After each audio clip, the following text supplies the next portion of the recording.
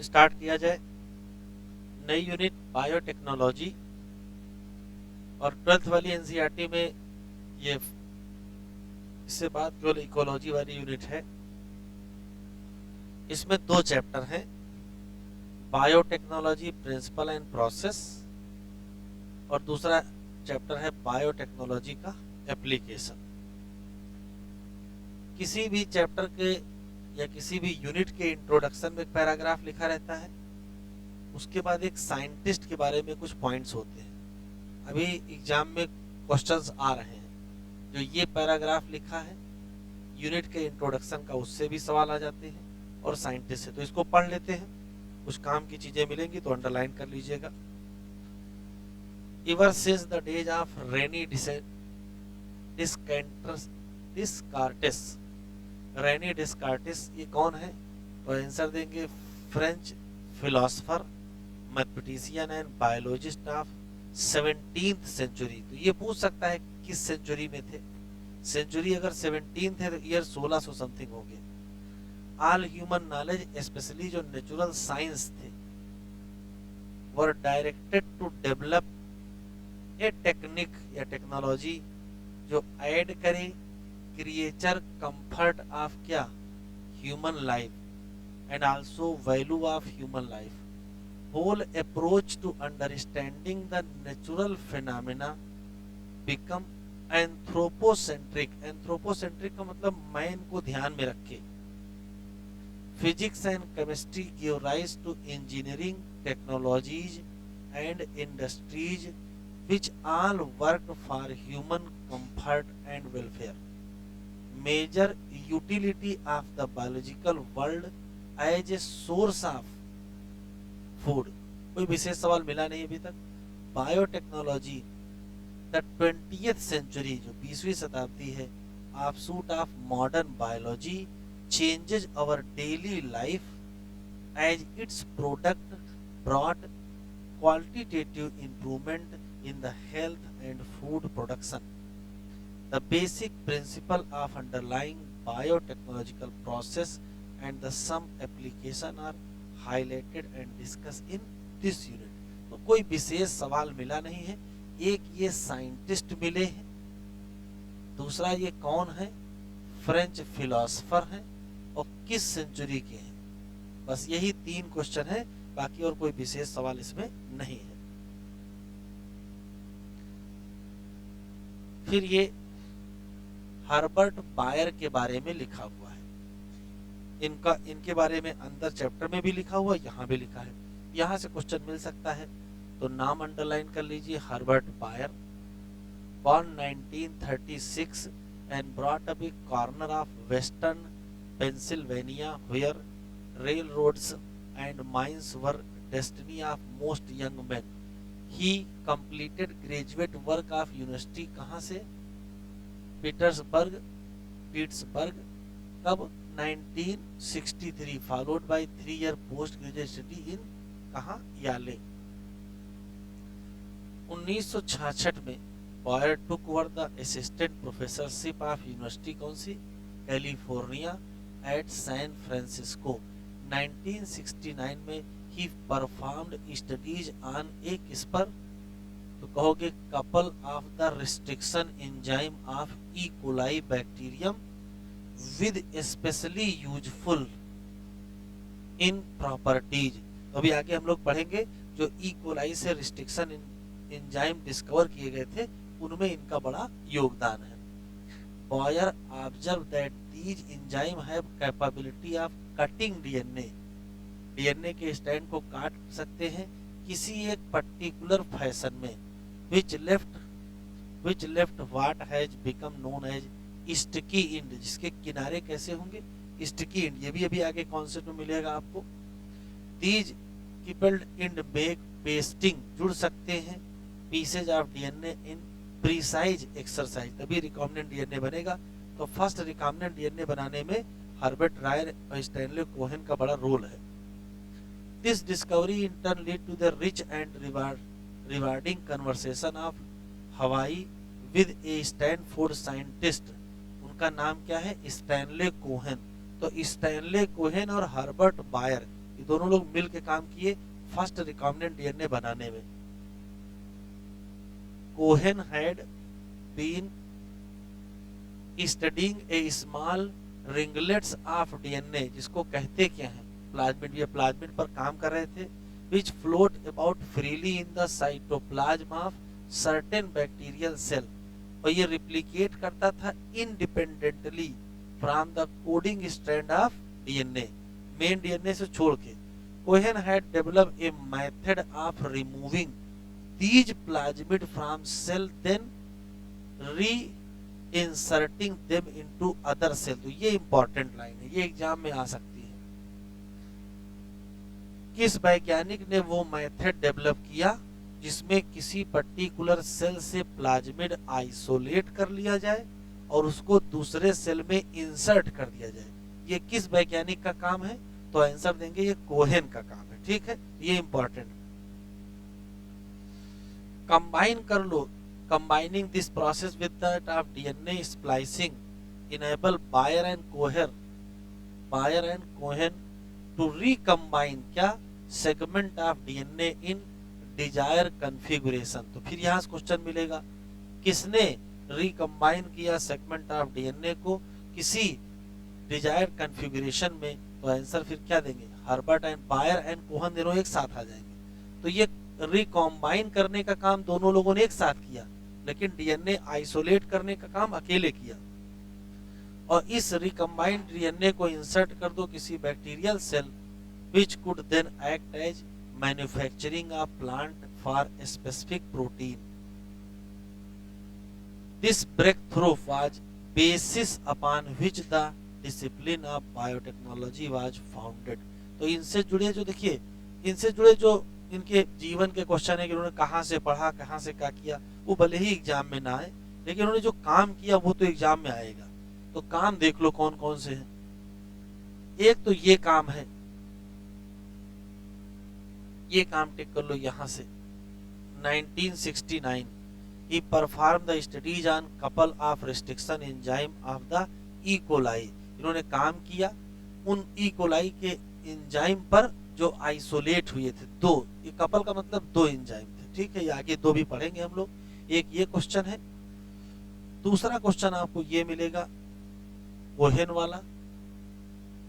Cohen ने वो method develop किया कि रिमूव कर सको क्या प्लाज्मिड को और उसको इंटर कर सको किसी दूसरे में। फिर कोहेन, बायर एंड कोहेन दोनों लोगों ने क्या किया, रिकम्बाइन कर दिया। तो ये तीन मेन क्वेश्चन यहां से मिल सकते हैं। चलिए अब नया चैप्टर डालो, chapter 9 biotechnology principle and process.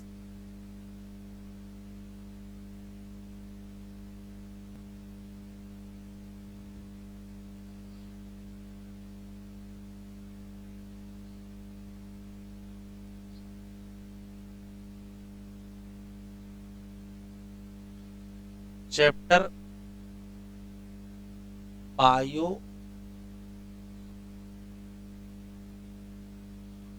Technology principle and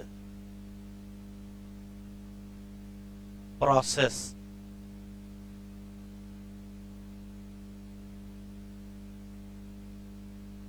heading डालिए इंट्रोडक्शन।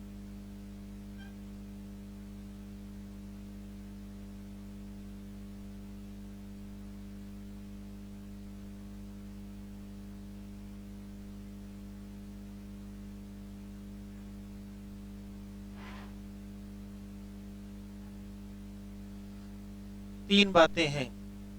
पहली बात है बायोटेक्नोलॉजी है क्या। तो ऐसी कोई भी प्रोसेस जिसमें लिविंग ऑर्गेनिज्म या उससे मिलने वाले एंजाइम का इस्तेमाल करके किसी भी प्रोडक्ट या किसी भी प्रोसेस का डेवलपमेंट किया जाए जो ह्यूमन के वेलफेयर में हो, हमारे यूज में हो। फिर से सुन लेते हैं, यदि किसी भी लिविंग ऑर्गेनिज्म या उससे मिलने वाले एंजाइम का इस्तेमाल किसी प्रोडक्ट को बनाने में या किसी प्रोसेस को बनाने में हो और पर्पज ये हो कि वो यूजफुल हो किसके लिए, ह्यूमन के लिए, तो उसी का नाम बायोटेक्नोलॉजी कहते हैं। जब ये बात आई कि हाँ लिविंग ऑर्गेनिज्म का इस्तेमाल हो करके कुछ बनता है तो बायोटेक्नोलॉजी है, तो कहा ऐसा करते हैं कि जब मिल्क से कर्ड बनाते हैं उसमें भी माइक्रोब इस्तेमाल होते हैं, जब ब्रेड बनाते हैं तो भी माइक्रोब इस्तेमाल होते हैं, या वाइन बनाते हैं तो भी माइक्रोब इस्तेमाल होते हैं। तो क्या ब्रेड बनाना, वाइन बनाना, या ये सब बनाना, जो वाइन बनाना या कुछ भी ऐसा बना रहे हो, कर्ड बना रहे हो, तो क्या ये सब बायोटेक्नोलॉजी भी है? तो लोगों ने कहा नहीं, ये बायोटेक्नोलॉजी नहीं है। तो फिर कहा है क्या? तो कहा जो लिविंग ऑर्गेनिज्म आप यूज कर रहे हो वो जेनेटिकली मॉडिफाइड होना चाहिए, मतलब उसके जीन में कुछ चेंज किया गया हो। तो यदि जेनेटिकली मॉडिफाइड ऑर्गेनिज्म का इस्तेमाल करके कोई प्रोडक्ट बनाओ और लार्ज स्केल पर बनाओ, भाई अगर बहुत कम मात्रा बनाओगे उसका कितने लोग इस्तेमाल करेंगे? ह्यूमन वेलफेयर में तो हम तभी यूज कर पाएंगे जब कोई चीज ज्यादा बनेगी, तभी उसकी बिक्री हो पाएगी, तभी वो सबके पास पहुंचेगी। तो कहा गया जेनेटिकली मॉडिफाइड ऑर्गेनिज्म का यदि इस्तेमाल करोगे तो ज्यादा बेहतर होगा। जब जेनेटिकली मॉडिफाइड की बात आने लगी तो कहने लगे कि जो जीन, आर्टिफिशियल जीन बनाए जाते हैं, उससे जो वैक्सीन बनाई जाती है, क्या वो बायोटेक्नोलॉजी में आती है? तो कहा ऐसा करते हैं, बायोटेक्नोलॉजी की डिफिनीशन फाइनल कर लेते हैं। तो European Federation of biotechnology EFB है, उसने क्या किया है, एक साइंटिफिक डिफिनीशन दिया है बायोटेक्नोलॉजी की। तो उसने साइंटिफिक डिफिनीशन में जो लिखा वो तो लिख लेंगे, उसको याद कर लेंगे। तो इंट्रोडक्शन में केवल 4-5 बातें हैं। क्या बायोटेक्नोलॉजी है क्या? तो बायो का मतलब होता है लिविंग। जब लिविंग ऑर्गेनिज्म या उसके एंजाइम का इस्तेमाल करके किसी प्रोडक्ट या प्रोसेस को डेवलप किया जाए जो ह्यूमन के यूज में हो, तो उसका नाम बायोटेक्नोलॉजी। इस हिसाब से देखोगे तो कर्ड बनाओ, वाइन बनाओ, ब्रेड बनाओ, इसमें माइक्रोब लगते हैं, ये भी बायोटेक्नोलॉजी है। तो कहा ऐसा नहीं, थोड़ा सही कर लो, जेनेटिकली मॉडिफाइड ऑर्गेनिज्म का इस्तेमाल करके अगर कोई प्रोसेस प्रोडक्ट बनाओ तो बायोटेक्नोलॉजी। तो भी समस्या आ रही थी, IVF को बायोटेक्नोलॉजी मान रहे थे, जेनेटिक इंजीनियरिंग। तो कहा एक काम करते हैं, इसकी स्टैंडर्ड डिफिनीशन बना लेते हैं। तो स्टैंडर्ड डिफिनीशन किसने दी? European Federation of Biotechnology. ये पहले पैराग्राफ में लिखा है, इसको लिख लीजिए।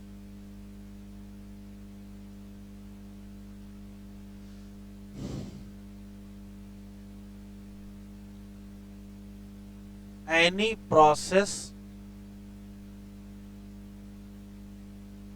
that use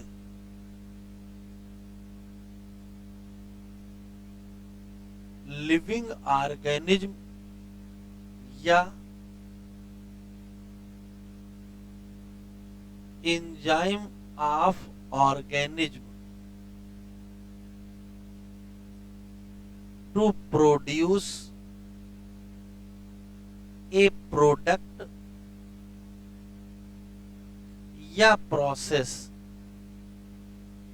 for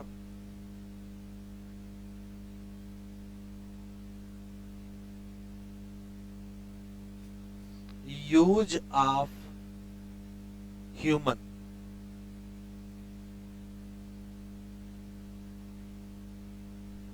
इस हिसाब से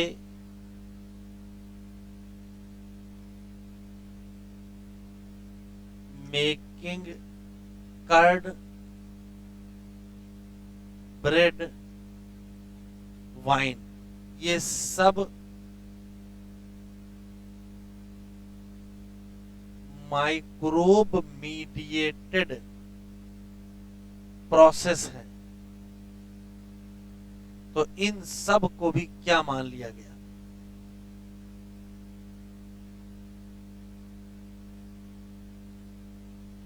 बायोटेक्नोलॉजी मानने लगे। तो रियल में जो बायोटेक्नोलॉजी है वो नाराज होने लगी। तो इसका हल किया गया क्या कि biotechnology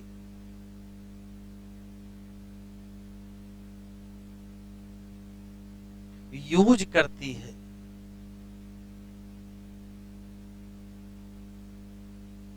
genetically modified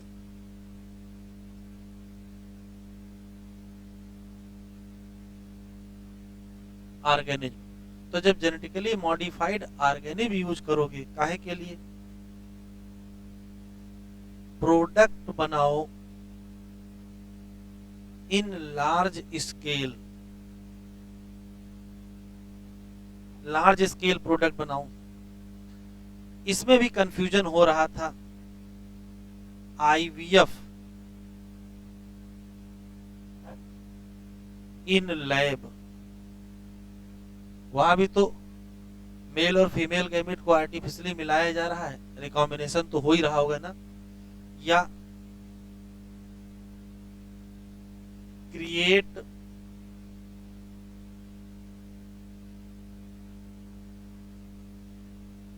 artificial DNA और इंसर्ट करते थे, या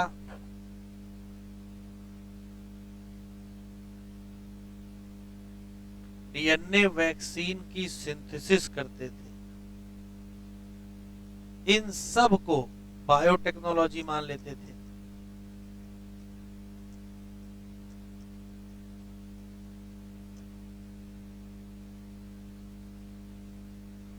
तो फिर आई है European Federation of biotechnology, EFB।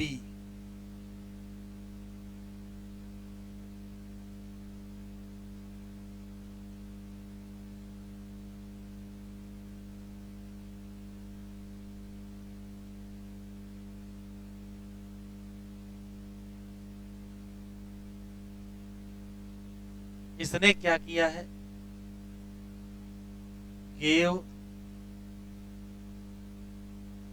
Standard definition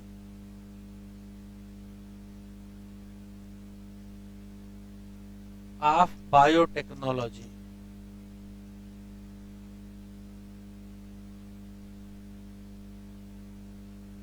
तो स्टैंडर्ड डिफिनीशन में दिया क्या है इसने,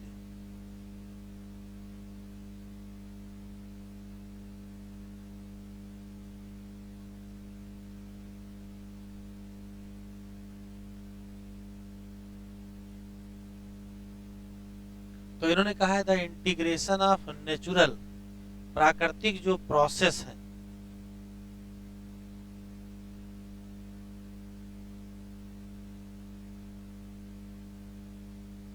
integration of natural process and organism या सेल या part thereof and molecular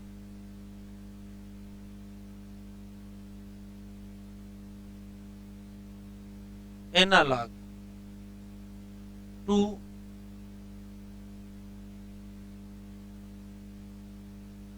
produce service.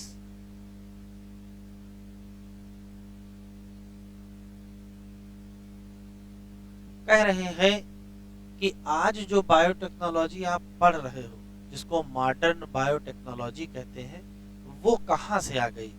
तो मॉडर्न बायोटेक्नोलॉजी का जो बर्थ हुआ है उसमें दो मेन प्रोसेस है। एक मेन प्रोसेस है जेनेटिक इंजीनियरिंग और एक है बायो प्रोसेस इंजीनियरिंग। तो जो जेनेटिक इंजीनियरिंग है उसका मतलब क्या है, तो सिर्फ एक लाइन का कॉन्सेप्ट है कि जब कभी किसी भी ऑर्गेनिज्म का जेनेटिक मटेरियल अल्टर कर दिया जाए, तो जेनेटिक मटेरियल अल्टर कर दीजिए। कैसे अल्टर करोगे, तो डीएनए या तो आरएनए में कुछ ना कुछ चेंज करोगे और उस अल्टर जेनेटिक मटेरियल को किसी होस्ट ऑर्गेनिज्म में इंट्रोड्यूस कर दीजिए। तो जैसे होस्ट ऑर्गेनिज्म में इंट्रोड्यूस करोगे कोई दूसरा जीन, जिसमें भी इंट्रोड्यूस करोगे उसका फिनोटाइप बदल जरूर जाएगा। फिर से सुन लेते हैं, जेनेटिक मटेरियल में एंटर करिए और उसको किसी दूसरे ऑर्गेनिज्म में इंट्रोड्यूस करिए। जैसे इंट्रोड्यूस करोगे तो जिसमें भी इंट्रोड्यूस करोगे उसका फिनोटाइप कुछ ना कुछ चेंज हो जाएगा। कहने का मतलब है कि जीन में अल्टर करके अगर किसी ऑर्गेनिज्म का फिनोटाइप बदल दिया जाए तो उसी को जेनेटिक इंजीनियरिंग कहते हैं। एक बात। दूसरा, मान लेते हैं कि जेनेटिक इंजीनियरिंग कर ली गई कि कोई पर्टिकुलर जेनेटिकली मॉडिफाइड ऑर्गेनिज्म बना लिया गया और इससे आपको कोई ना कोई प्रोडक्ट ऑब्टेन करना है ह्यूमन वेलफेयर के लिए। तो ये कैसे प्रोडक्ट ऑब्टेन करोगे, तो इसका एक ही तरीका है कि इस पर्टिकुलर ऑर्गेनिज्म को कहीं मल्टीप्लाई कराइए और इसकी ढेर सारी कॉपी बनवाइए। एक सेल अगर थोड़ा सा प्रोडक्ट बनाएगी तो लाखों करोड़ों सेल मिलकर के ज्यादा प्रोडक्ट बना देगी। लेकिन जहां पर इसको आप मल्टीप्लाई कराओगे जिस कंटेनर में, यदि इस कंटेनर में कोई दूसरा लिविंग ऑर्गेनिज्म पहले से ही मौजूद है तो होगा क्या, ये तो मल्टीप्लाई करेगा, साथ में ये भी मल्टीप्लाई कर जाएगा। और अगर ये मल्टीप्लाई कर गया तो हो सकता है इससे भी कोई प्रोडक्ट बन रहा हो, तो ये जो प्रोडक्ट बनेगा वो तो हमारे प्रोडक्ट में इम्प्योरिटी आ जाएगी ना। यदि आप ओरिजिनल प्रोडक्ट अकेला वही चाहते हो तो ऐसी कोई तरीका डेवलप करो जिससे यहाँ स्टेराइल कंडीशन बनी रहे और जो डिजायरेबल हमारा वाला माइक्रोब है वही मल्टीप्लाई करे, दूसरा माइक्रोब मल्टीप्लाई ना करे। क्योंकि अगर दूसरा मल्टीप्लाई कर गया तो हो सकता है उससे कोई प्रोडक्ट बनता हो, तो उससे जो प्रोडक्ट बनेगा वो हमारे प्रोडक्ट में क्या कर देगा, इम्प्योरिटी क्रिएट कर देगा। तो मॉडर्न बायोटेक्नोलॉजी में ये भी बड़ी इंपॉर्टेंट है भाई। कहाँ आपको माइक्रोब दिखाई तो पड़ रहे हैं, आप किसी कंटेनर में अपने वाले को मल्टीप्लाई कराने जा रहे हो, उस कंटेनर में हो सकता है पहले से ही 100 लोग बैठे हों, दिख तो रहे नहीं है। जब आप मल्टीप्लाई कराओगे प्रोडक्ट बनाओगे तो प्रोडक्ट जो बनाओगे वो तो मिलेगा ही, साथ में अननोन प्रोडक्ट मिल जाएंगे तो समस्या हो जाएगी। तो इस कंटेनर की स्टेराइल कंडीशन बनाए रखना भी क्या है, बड़ा इंपॉर्टेंट पार्ट है। इसको बायो प्रोसेस इंजीनियरिंग कहते हैं। तो दो मेन प्रोसेस है, एक कौन सी है जेनेटिक इंजीनियरिंग और दूसरी कौन सी है बायो प्रोसेस इंजीनियरिंग। लिख लीजिए,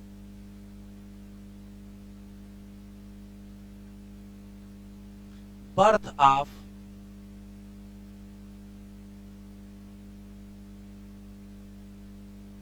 मॉडर्न बायोटेक्नोलॉजी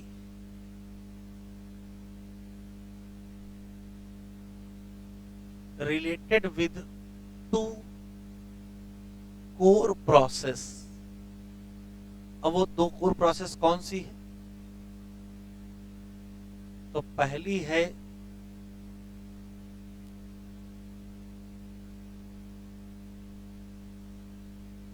जेनेटिक इंजीनियरिंग। इसका मतलब क्या है, इसका मतलब है कि अल्टर कर दो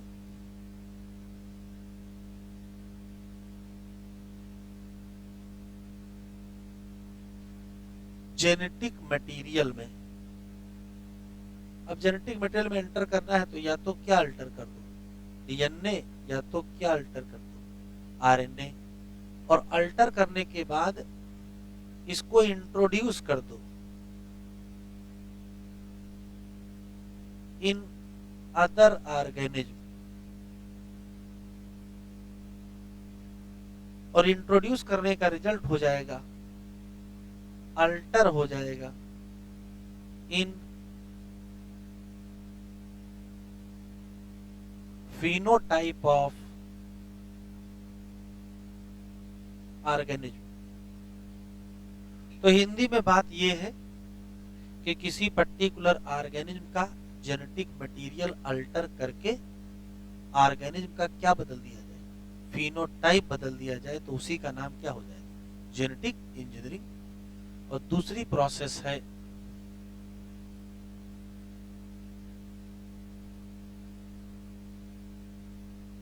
bio process engineering.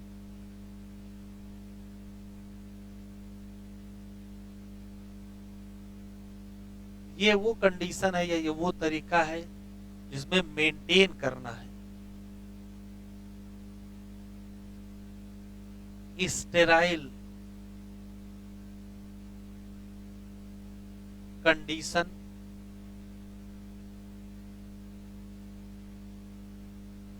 In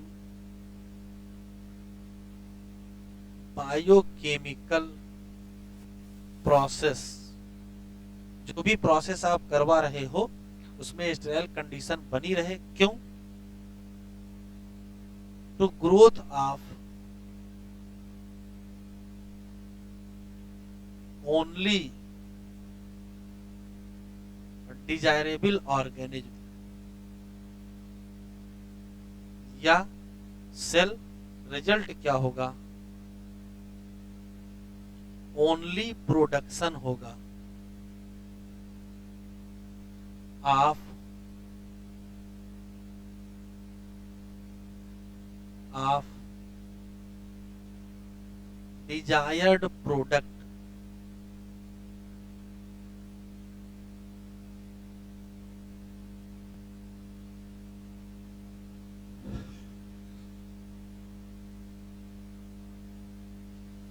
chapter 9 biotechnology principle and process, ये इंट्रोडक्शन है। Biotechnology deal with technique of using क्या, लाइव ऑर्गेनिज्म या उसके एंजाइम, क्यों, टू प्रोड्यूस ए प्रोडक्ट या क्या प्रोसेस यूजफुल टू ह्यूमन। अगर इस नजरिए से देखोगे तो चाहे कर्ड बनाओ, चाहे ब्रेड बनाओ, चाहे वाइन बनाओ, सब में क्या है, माइक्रोब का इस्तेमाल होता है। तो इन सब को भी क्या कह सकते हो, बायोटेक्नोलॉजी कह सकते हो। तो फिर कहा ऐसा नहीं है, इसको यूज करो थोड़ा रिस्ट्रिक्टेड सेंस में। कैसे कहा गया, ऐसी कोई भी प्रोसेस जिसमें क्या यूज करते हो, जेनेटिकली मॉडिफाइड ऑर्गेनिज्म यूज करते हो, तो उसी प्रोडक्ट को ऑब्टेन करना है। बस किस मामले में, लार्ज स्केल। फिर भी बहुत सारी प्रोसेस हैं जिनको हम बायोटेक्नोलॉजी में इंक्लूड कर सकते हैं, जैसे इन विट्रो फर्टिलाइजेशन, जिससे टेस्ट ट्यूब बेबी होता है, उसमें मेल और फीमेल गैमीट आप मिलाते हो, तो जो कॉम्बिनेशन बनेगा वो आप तय करोगे। सिंथेसाइज करो जीन को, उसको यूज करो। डेवलप करो डीएनए वैक्सीन, या डिफेक्टिव जीन को करेक्ट करो, मतलब जीन में चेंज कर रहे हो, तो ये सब क्या आ जाएगा, बायोटेक्नोलॉजी में आ जाएगा। इसी नाते यूरोपियन फेडरेशन ऑफ बायोटेक्नोलॉजी ने क्या किया, बिल्कुल स्टैंडर्ड डेफिनेशन दे दिया। क्या दिया वो देखो, इंटीग्रेशन ऑफ नेचुरल साइंस या प्रोसेस एंड क्या, ऑर्गेनिज्म, सेल या part and molecular analog for product या सर्विसेज। ये हेडिंग डालने से पहले दो बातें पढ़ लेते, फिर हेडिंग डालिए। दो कोर टेक्निक है जिससे बर्थ हुआ किसका, मॉडर्न बायोटेक्नोलॉजी। एक है जेनेटिक इंजीनियरिंग और दूसरी है बायो प्रोसेस इंजीनियरिंग। देखो जेनेटिक इंजीनियरिंग में क्या लिखा है, ऐसी कोई भी टेक्निक जिसमें अल्टर कर दिया जाए केमिस्ट्री ऑफ जेनेटिक मटेरियल, चाहे डीएनए चाहे आरएनए, और फिर उसको इंट्रोड्यूस कर दिया जाए किसी होस्ट ऑर्गेनिज्म, तो क्या हो जाएगा, चेंज हो जाएगा क्या, फिनोटाइप ऑफ होस्ट। ठीक है, कहने का मतलब जेनेटिक मटेरियल बदल करके क्या बदल दो, फिनोटाइप बदल दो, उसी को हम कहेंगे क्या, जेनेटिक इंजीनियरिंग। ये दूसरी प्रोसेस है बायो प्रोसेस। मेंटेन करो क्या, स्टेराइल। स्टेराइल कंडीशन का मतलब कोई दूसरा माइक्रोब वहां ना हो। एम्बियंस का मतलब माहौल, वातावरण। इन केमिकल इंजीनियरिंग प्रोसेस इस प्रकार से कि इनेबल ग्रोथ ऑफ ओनली क्या, डिजायरेबल माइक्रोब या eukaryotic cell in large quantity for manufacture of biotechnological product, चाहे वो एंटीबायोटिक हो, चाहे वो वैक्सीन हो, चाहे वो एंजाइम, चाहे जो हो, केवल वही प्रोडक्ट बने, कोई दूसरा प्रोडक्ट ना बने। अब हेडिंग डालो, प्रिंसिपल ऑफ बायोटेक्नोलॉजी।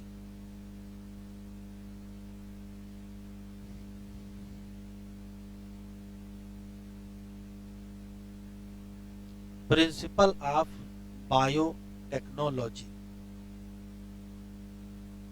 क्या छूट गया, फिर से लिखना है, अच्छा ठीक। हेडिंग डालिए प्रिंसिपल ऑफ बायोटेक्नोलॉजी।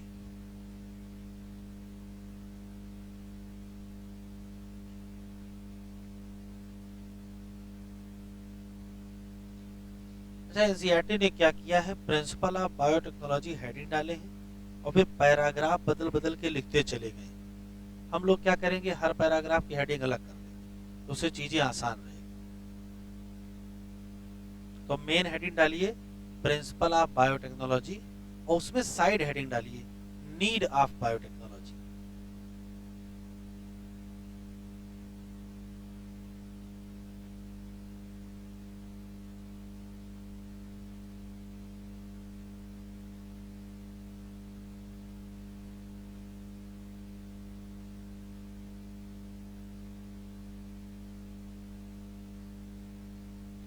अगर आप एनसीईआरटी देखेंगे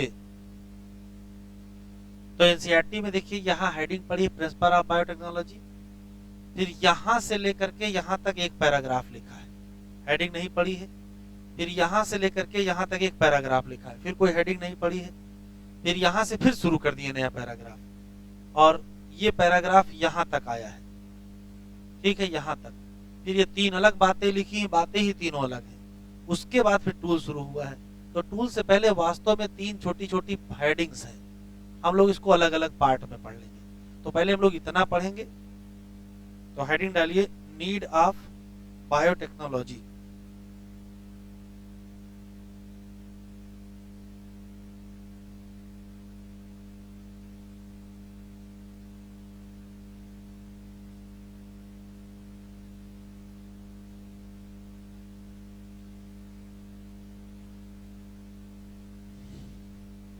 इस हेडिंग में ये बताया गया है कि आखिर बायोटेक्नोलॉजी की आवश्यकता क्यों पड़ी। तो आवश्यकता कहां से पड़ी, उसकी पूरा इतिहास क्या है वो समझिए। तो 2 जनरल बातें हैं। बहुत पहले से ही लोगों को समझ में आ गया था कि जो सेक्सुअल रिप्रोडक्शन है,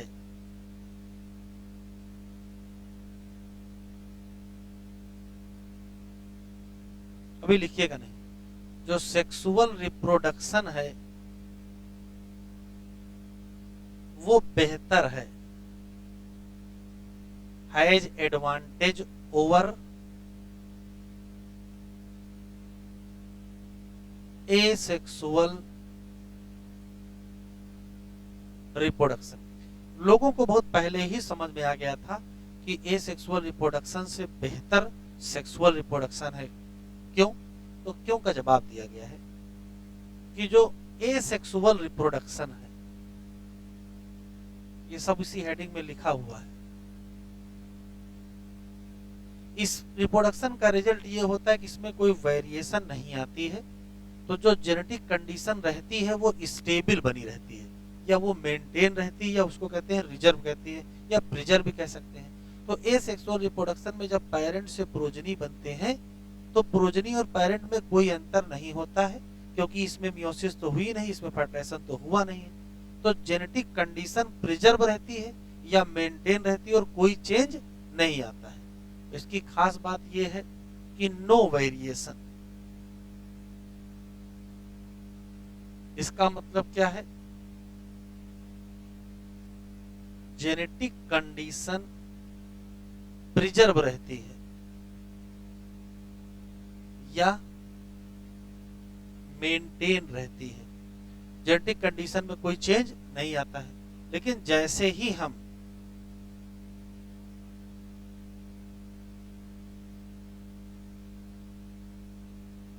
सेक्सुअल रिप्रोडक्शन में जाते हैं वैसे हमको दिखाई पड़ता है चेंज। यहाँ पॉसिबिलिटी है कि जेनेटिक मटेरियल में कुछ ना कुछ चेंज आएगा, यहाँ वेरिएशन होंगी। क्यों? क्योंकि यहाँ क्रॉसिंग ओवर होगा, उसमें कुछ ना कुछ चेंज होगा, यहाँ फर्टिलाइजेशन होगा, वहां उसमें कुछ ना कुछ चेंज होगा, कुछ ना कुछ तो रिकॉम्बिनेशन बनेगा ही। तो यहाँ पॉसिबिलिटी है।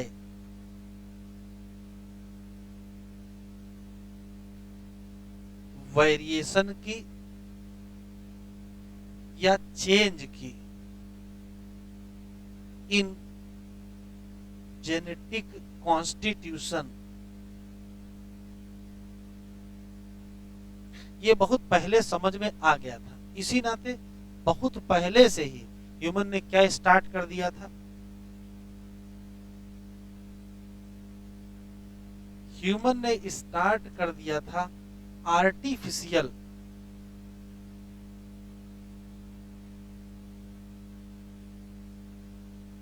हाइब्रिडाइजेशन। और आर्टिफिशियल हाइब्रिडाइजेशन से करते थे क्या? न्यू न्यू बना लेते थे प्लांट, या न्यू बना लेते थे एनिमल। नई वैरायटी के प्लांट बनाए, नई वैरायटी के एनिमल बनाए, तो इससे डेवलप करते थे। न्यू वैरायटी ऑफ प्लांट या एनिमल। ये जो आर्टिफिशियल हाइब्रिडाइजेशन का टेक्निक है, इसमें सेक्सुअल रिप्रोडक्शन करवाते थे कि ये सेक्सुअल? इसमें सेक्सुअल ही रिप्रोडक्शन कराते थे।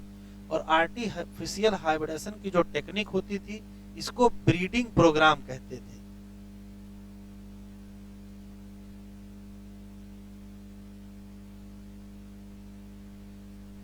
अभी तक कहीं बायोटेक्नोलॉजी का इसमें नाम है नहीं, ये भूमिका में लिखा हुआ है कि पहले लोगों को ये पता चला कि एसेक्सुअल से सेक्सुअल बेहतर है, फिर ये पता चला कि सेक्सुअल रिप्रोडक्शन का इस्तेमाल करके दो सेलेक्टेड मेल फीमेल के बीच क्रॉस कराइए और नई वैरायटी का चाहे प्लांट बनवा लीजिए चाहे नई वैरायटी का एनिमल बनवा लेते हैं। ये काम चल रहा था। काफी दिनों बाद लोगों को ये समझ में आया, देखिए क्या दिक्कत आ रही थी। जैसे मान लेते हैं कि ए नाम का कोई ऑर्गेनिज्म है, इसको सेलेक्ट किया और बी से क्रॉस कराने के लिए हो सकता है इसके पास कोई कैरेक्टर एक्स है और इसके पास कोई कैरेक्टर वाई है, तो प्रोजनी बनवाते थे और प्रोजनी में एक्स भी आ जाता था और वाई भी। ये सिर्फ सुनने में अच्छा लग रहा है, समस्या देखो क्या रही है। जब इन दोनों का फर्टिलाइजेशन करोगे तो हो सकता है इसके पास एल नाम का कोई कैरेक्टर हो और इसके पास सी नाम का कोई कैरेक्टर हो। ये एल भी आपको पसंद नहीं है, सी भी आपको पसंद नहीं है, लेकिन जब आप इनका फर्टिलाइजेशन करोगे तो इसका मतलब इधर का पूरा जीनोटाइप इधर का पूरा जीनोटाइप कंबाइन करेगा। तो आप चाहते थे कि एक्स और वाई एक साथ आ जाए, एक्स और वाई एक साथ आ भी जाएगा, इसमें कोई दिक्कत नहीं, लेकिन इधर से एल भी तो आ जाएगा और इधर से सी भी तो आ जाएगा। तो जब ये आर्टिफिशियल हाइब्रिडाइजेशन करा रहे थे तो जो डिजायरेबल कैरेक्टर थे वो तो कंबाइन हो रहे थे, उसमें कोई दिक्कत नहीं, लेकिन बहुत सारे अनडिजायरेबल कैरेक्टर भी कंबाइन हो जा रहे थे।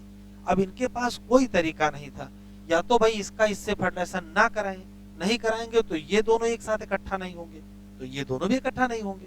तो यदि डिजायरेबल जीन को इकट्ठा करना चाहते थे प्रोजनी में तो अनडिजायरेबल जीन भी क्या हो जाते थे, आ जाते थे प्रोजनी में। अब उनके पास जो पहले यह टेक्निक शुरू की गई थी उनके पास कोई तरीका था नहीं कि केवल और केवल डिजायरेबल जीन ही इंक्लूड हो और अनडिजायरेबल कैरेक्टर प्रोजनी में ना मिले। बहुत दिनों तक ये सोचते रहे, फिर अंततः बायोटेक्नोलॉजी की प्रोसेस आई। बायोटेक्नोलॉजी वालों ने क्या किया कि ये मान लेते इतना लंबा डीएनए है और ये कोई दूसरा डीएनए है, इन्होंने क्या किया, ये है डिजायरेबल, इसको यहां से काट के अलग किए, ये है डिजायरेबल, इसको यहां से काट के अलग किए और इन दोनों को क्या कर दिए, कंबाइन कर दिए। तो बायोटेक्नोलॉजी ने जो सबसे बड़ा काम किया, क्या, केवल डिजायरेबल सेगमेंट ऑफ जीन को ही क्या किया, इंक्लूड किया, अनडिजायरेबल को छोड़ दिया। इस प्रोसेस में क्या समस्या थी, इस प्रोसेस में डिजायरेबल तो आ ही रहे थे, उसके साथ क्या आ जा रहे थे, अनडिजायरेबल। तो नीड समझ में आई, बायोटेक्नोलॉजी की आवश्यकता क्यों पड़ी। तो यहाँ समस्या हो रही थी कि जो डिजायरेबल हो रहे थे उनके साथ क्या आ जा रहे थे, अनडिजायरेबल आ रहे थे। तो ब्रीडिंग प्रोग्राम में क्या हो जा रहा था, desirable character and undesirable character क्या कर जा रहे थे, कंबाइन इन प्रोजेनी। इसी का हल है, सॉल्यूशन निकला है, क्या, बायोटेक्नोलॉजी।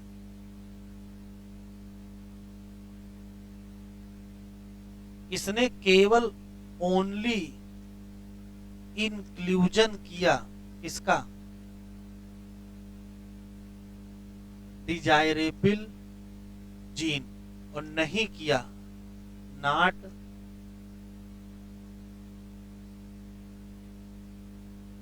Undesirable gene. अब लिखो,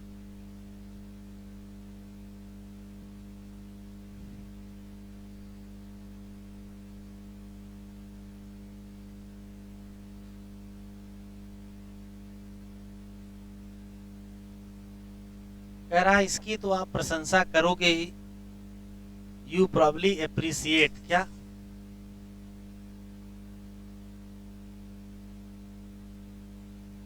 advantage of sexual reproduction over the asexual. जो सेक्सुअल रिप्रोडक्शन है वो हमेशा अपॉर्चुनिटी रखता है किसका, वेरिएशन और formulation of unique combination of genetic setup. उसमें हो सकता कुछ फायदेमंद हो ऑर्गेनिज्म के लिए भी या पॉपुलेशन, जबकि ये सेक्सुअल रिप्रोडक्शन प्रिजर्व कर देता है किसको, जेनेटिक इंफॉर्मेशन। और सेक्सुअल रिप्रोडक्शन हमेशा परमिशन देता है किसकी, वेरिएशन। ये जनरल बात होगी। परंपरागत जो हाइब्रिडाइजेशन प्रोसीजर होते थे, चाहे वो प्लांट में हो चाहे वो एनिमल ब्रीडिंग में हो, इसमें इंक्लूजन हो जाता था या मल्टीप्लिकेशन हो जाता था अनडिजायरेबल जीन का एलॉन्ग विद द डिजायरेबल। तो फिर आई कौन सी, टेक्निक ऑफ जेनेटिक इंजीनियरिंग। और जिसकी खास बात यह है कि यहाँ आइसोलेट करेंगे और इंट्रोड्यूस करेंगे केवल डिजायरेबल जीन विदाउट क्या, introduction of undesirable gene into the target organ. एक लाइन जरा बढ़ा लीजिए, जेनेटिक इंजीनियरिंग इंक्लूड, लिख लीजिए, एक पॉइंट लिख लीजिए, पॉइंट लिख लीजिए, जेनेटिक इंजीनियरिंग इंक्लूड, इंक्लूड के बाद एरो कर दीजिएगा, नंबर 1, नंबर 2, नंबर 3। नंबर 1 ये लिख लीजिएगा, creation of recombinant DNA, creation of recombinant DNA. Number 2 gene cloning, और तीसरा जीन ट्रांसफर। पहला है क्रिएशन ऑफ रिकॉम्बिनेंट डीएनए, दूसरा है यूज ऑफ जीन क्लोनिंग, और तीसरा है जेनेटिक या जीन ट्रांसफर। चलो पैराग्राफ बदल गया है, हेडिंग बदल जाएगी।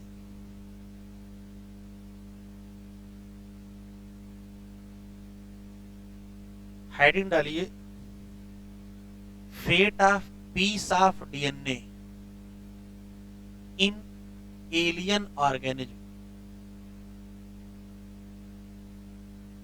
जैसे fate of piece of DNA in alien organism, heading डालो।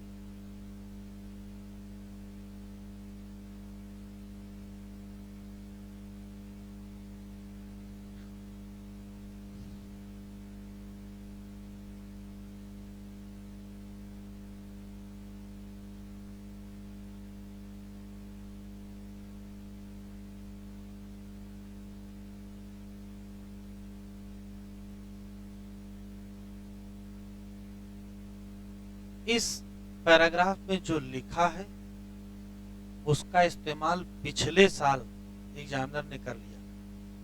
ABCDE 5 स्टेटमेंट दिए और पूछा कौन सा स्टेटमेंट सही है, कौन कौन सही, AB सही है, BC सही है, AD सही। अच्छा क्वेश्चन आया था, पहले पढ़ लीजिए फिर क्वेश्चन देखिए, जरा देख लीजिए। जैसे मान लेते हैं कि इतना लंबा कोई डीएनए है और इस पर्टिकुलर डीएनए में ये कोई डिजायर्ड सेगमेंट है,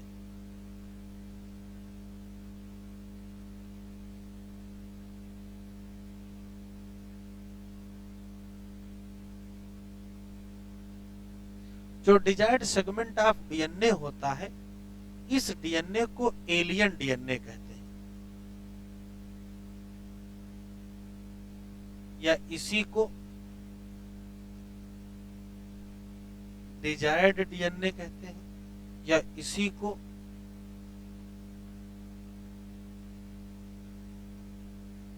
टेम्पलेट डीएनए भी कहते हैं। पहला सवाल, इस पर्टिकुलर डिजायर्ड डीएनए सेगमेंट, ये हमने डिजायर्ड डीएनए सेगमेंट अलग लिख लिया, ये मान लेते हैं कि डिजायर्ड डीएनए सेगमेंट है। इस डिजायर्ड डीएनए सेगमेंट को इंट्रोड्यूस किया जाता है,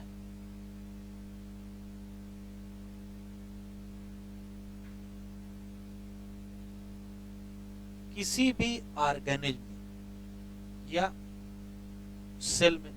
जैसे मान लेते हैं कि ये पर्टिकुलर कोई सेल है, उसमें इस डिजायर्ड डीएनए को इंट्रोड्यूस किया गया, तो जिसमें भी इंट्रोड्यूस करोगे इसको कहते हैं एलियन ऑर्गेनिज्म। ऑर्गेनिज्म है तो ऑर्गेनिज्म कहोगे, और सेल है तो सेल कहोगे, और इसमें ये एलियन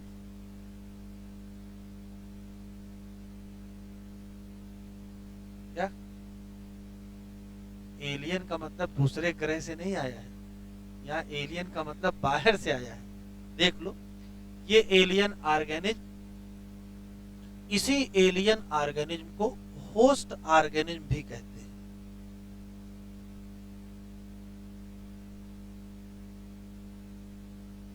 अगर सेल है तो होस्ट सेल भी कहेंगे। अब इस पर्टिकुलर होस्ट ऑर्गेनिज्म या एलियन ऑर्गेनिज्म के अंदर ये जीन इंट्रोड्यूस हो गया है या डीएनए इंट्रोड्यूस हो गया है, तो इस एलियन डीएनए का करना क्या है?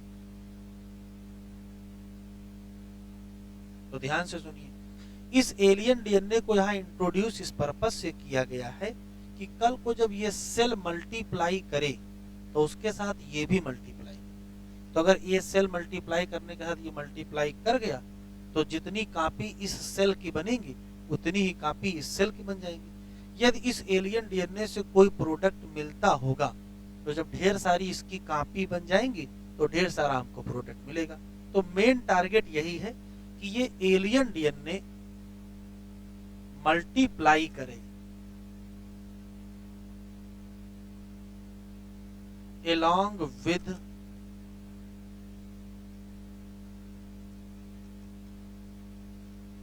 multiplication of host cell। अब इसके मल्टीप्लाई करेगा तो रिजल्ट क्या होगा? बना लेगा make many copy of alien DNA. इसकी ढेर सारी कॉपी बनाने को ही क्लोनिंग कहते हैं।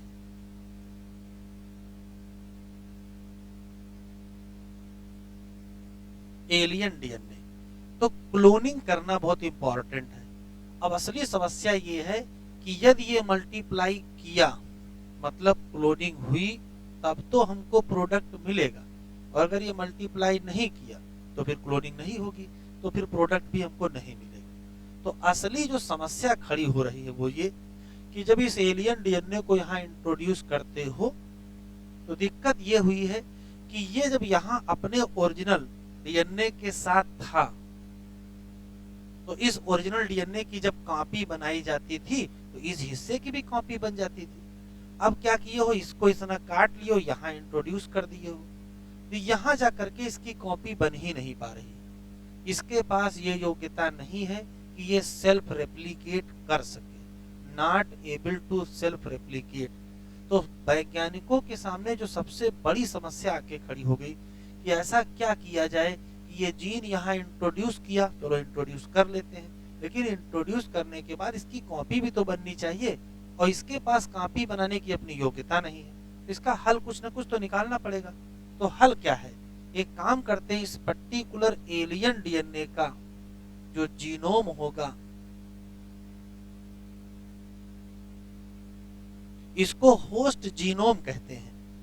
जीनोम कहो या यहाँ क्रोमोसोम भी तो होंगे, अगर ये यूकैरियोटिक सेल है तो क्रोमोसोम। तो सिर्फ इतना करिए कि इस एलियन डीएनए को इस होस्ट जीनोम से इंटीग्रेट कर दीजिए या होस्ट क्रोमोसोम से इंटीग्रेट कर दीजिए। बस जब ये होस्ट जीनोम या होस्ट क्रोमोसोम की कॉपी बनेगी तो उससे जुड़े हुए एलियन डीएनए की भी कॉपी बन जाएंगी। तो क्या इस एलियन डीएनए के पास सेल्फ रेप्लिकेट करने की एबिलिटी है? कहोगे नहीं है। तो ये कब रेप्लिकेट करेगा? तो कहोगे जब इसको होस्ट जीनोम या होस्ट क्रोमोसोम के साथ इंटीग्रेट कर देंगे, जिसके पास रेप्लिकेट की एबिलिटी है। तो जब इसके साथ जोड़ दोगे तो ये रेप्लिकेट करने लगेगा। क्यों? तो ध्यान से सुनिएगा, ध्यान से सुनिएगा। होस्ट जीनोम या होस्ट क्रोमोसोम के पास वो स्पेसिफिक डीएनए सीक्वेंस है जहां से रेप्लिकेशन स्टार्ट होता है। उस स्पेसिफिक डीएनए सीक्वेंस को कहते हैं ओरिजिन ऑफ रेप्लिकेशन।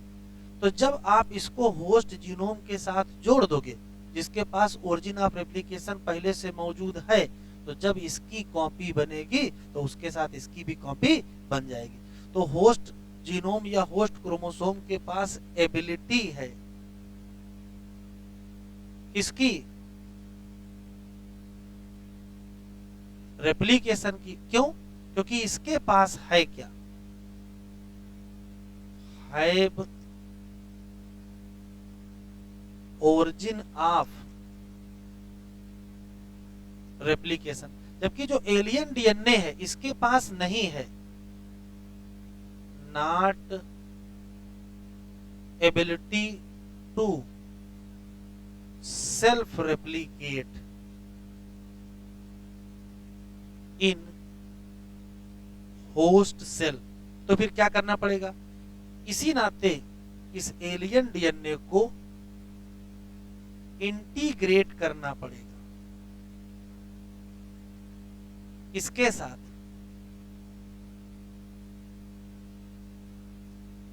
इसके साथ इंटीग्रेट करोगे तो कहोगे होस्ट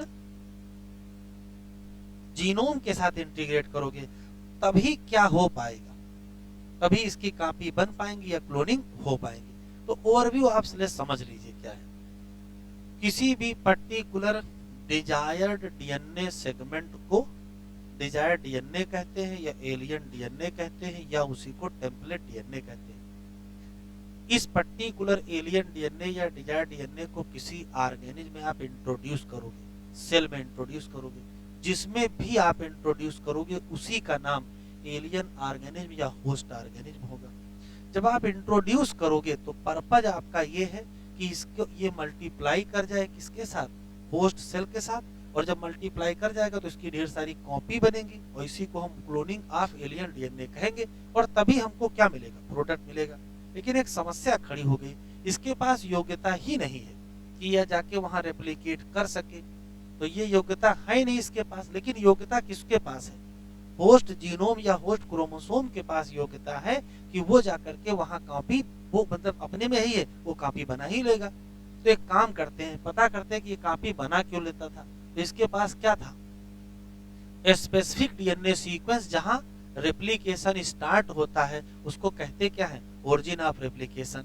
तो यदि आप एलियन डीएनए को होस्ट क्रोमोसोम जिसके पास ओरिजिन ऑफ रेप्लिकेशन हो उसके साथ इंटीग्रेट कर दीजिए, तो यदि आप उसके साथ जोड़ दोगे, जब इसकी कॉपी बनेगी तो इसकी भी कॉपी बन जाएंगी। इसी को हम कहेंगे क्या, cloning of alien DNA in क्या, in host cell. Origin of replication क्या है, तो कहोगे ये specific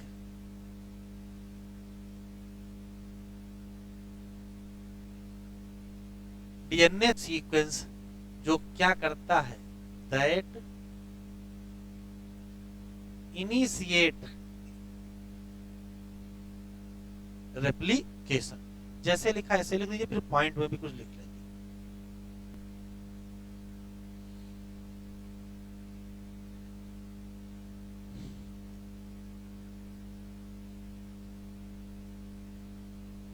alien DNA introduce in host cell but not have independent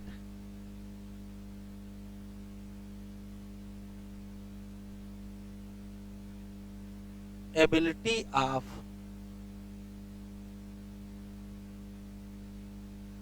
replication. कोई पूछा ही नहीं, इसके पास रेप्लिकेशन की एबिलिटी तो थी पहले, जब ये अपने ओरिजिनल डीएनए के साथ था, तो एबिलिटी चली कहां गई, लाई नहीं, वही छोड़ दिया। जब ये ओरिजिनल डीएनए के साथ था तो रेप्लिकेट कर रहा था कि नहीं कर रहा था। अभी वहां से काट के लाए हो, होस्ट में इंट्रोड्यूस किए हो, तो कह रहे हो रेप्लिकेट की एबिलिटी नहीं है, पहले थी वो अब नहीं है। क्यों, क्योंकि जो ओरिजिनल डीएनए से काट के लाए हो, ओरिजिन ऑफ रेप्लिकेशन वहीं रह गया है। या तो ओरिजिन ऑफ रेप्लिकेशन लेके आए होते तब तो बात बन जाती, तो चूंकि ओरिजिन ऑफ रेप्लिकेशन वहीं रह गया है, इस नाते इसके अंदर योग्यता नहीं है। जबकि होस्ट का जो जीनोम है या होस्ट का जो क्रोमोसोम है, हैव एबिलिटी ऑफ रेप्लिकेशन। क्यों एबिलिटी है, क्योंकि have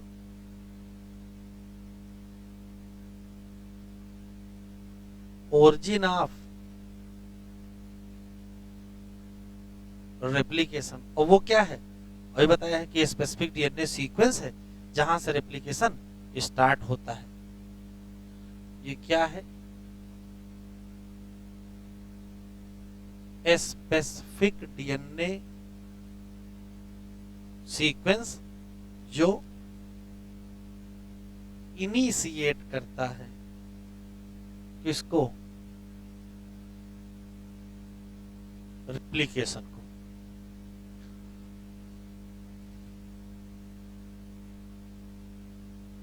for multiplication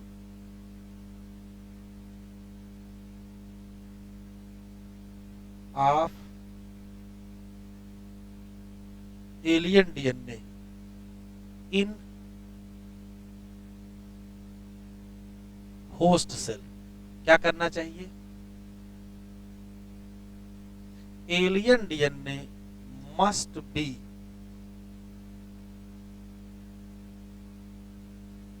integrate with, किससे,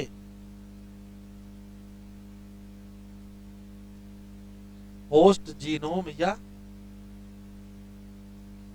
chromosome, with origin of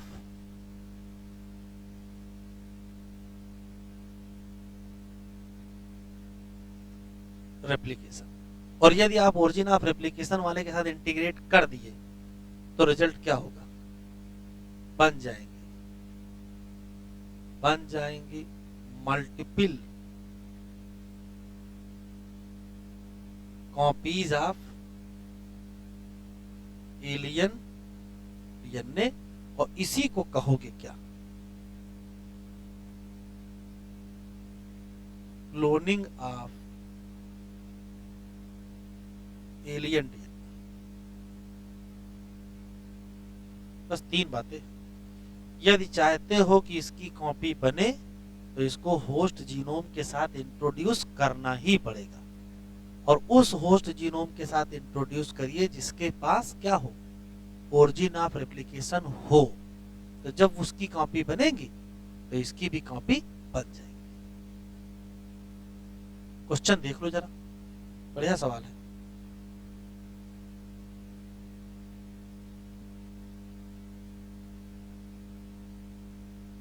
alien DNA multiply करेगा और इनहेरिट करेगा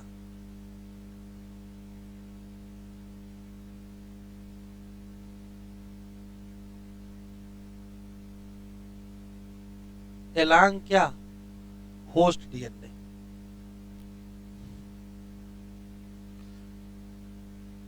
ठीक है,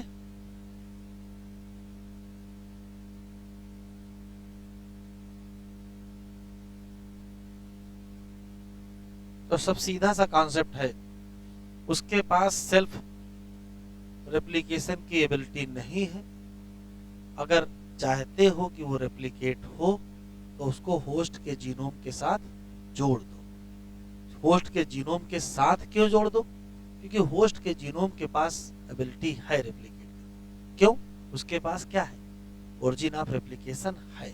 ये अपना छोड़ के चले आए। देखे एनसीईआरटी खोले, चलो कह रहा क्या भविष्य है, देखो ये पूरा पैराग्राफ ही क्वेश्चन में इस्तेमाल कर लिया। क्या भविष्य है, तो कहोगे most likely this piece of DNA हो सकता है not able to multiply itself in progeny cell. Examiner ने नॉट हटा दिया, लाइन 1 लिख दिया, गलत हो गई, तो इतना करना है। तो जब इसको इंटीग्रेट कर दो किसके साथ, जीनोम ऑफ रेसिपिएंट के साथ, तो ये मल्टीप्लाई भी कर जाएगा और इनहेरिट भी कर जाएगा along with the host DNA. ये लाइन भी उसमें लिखी हुई है, वो 5 लाइनें यही हैं, सब यहीं की। दिस इज बिकॉज, अब यही जहां कहीं बिकॉज लिखा होता है वहां असर्शन रीजन बन जाता है। क्यों, जो एलियन डीएनए जब पार्ट हो जाता है किसका, क्रोमोसोम का, तभी इसके अंदर योग्यता आती है, क्योंकि उसके पास पहले से थी क्या, रेप्लिकेट करने की। In a chromosome there is a specific DNA sequence, जिसको कहते क्या है, ओरिजिन ऑफ रेप्लिकेशन। ये इनिशिएट करता है क्या, रेप्लिकेशन। तो अगर मल्टीप्लिकेशन चाहते हो किसी एलियन डीएनए का, तो इसको किसका हिस्सा होना पड़ेगा, क्रोमोसोम या जीनोम का हिस्सा होना पड़ेगा, जिसके पास क्या हो, स्पेसिफिक ओरिजिन ऑफ रेप्लिकेशन हो। तो अगर एलियन डीएनए को फिर उसी से जोड़ दिया गया ओरिजिन ऑफ रेप्लिकेशन वाले साथ, तो alien piece of DNA replicate कर गया किसके साथ, और मल्टीप्लाई कर गया itself in the host organism. इसी को कहते क्या हो, क्लोनिंग ऑफ या making multiple identical copy of. अब यहाँ टेम्पलेट क्यों लिख दिया, एलियन को ही टेम्पलेट लिख दिया। सुनो, ये है एलियन डीएनए, इसी से ढेर सारी कॉपी बनवाए हो ना,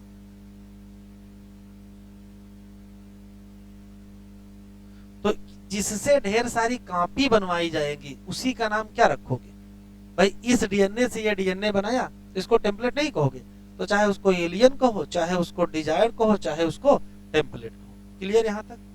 चलिए अगली हेडिंग,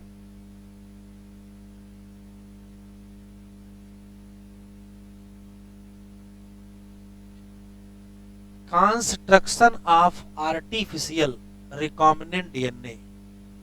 फर्स्ट लिख दीजिएगा, फर्स्ट हेडिंग डालिएगा, first construction of artificial recombinant DNA.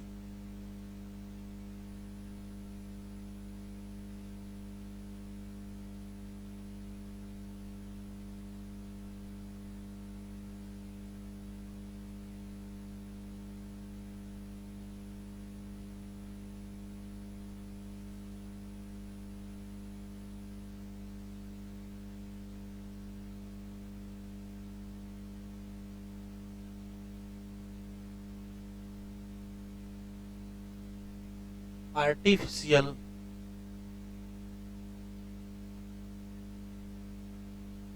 Recombinant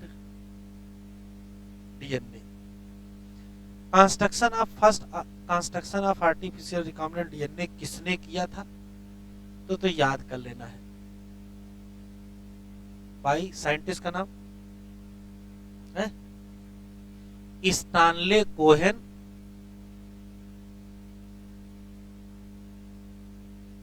and Herbert Boyer. कब किया, 1972 में किया। बस अब इसके बाद नहीं लिखेंगे, सुनेंगे। Stanley Cohen and Herbert Boyer, इन दोनों लोगों ने क्या क्या किया था वो देख लीजिए। तो सबसे पहले इन लोगों ने क्या किया था, आइसोलेट कर लिया था एंटीबायोटिक रेजिस्टेंट जीन। अभी लिखिएगा नहीं, आइसोलेट कर लिया एंटीबायोटिक रेजिस्टेंट जीन। एक काम किया, आइसोलेट करने के बाद इसको जोड़ दिया, लिंक कर दिया एंटीबायोटिक रेजिस्टेंट जीन को किससे जोड़ दिया, टू प्लाज्मिड ऑफ बैक्टीरिया, उसका नाम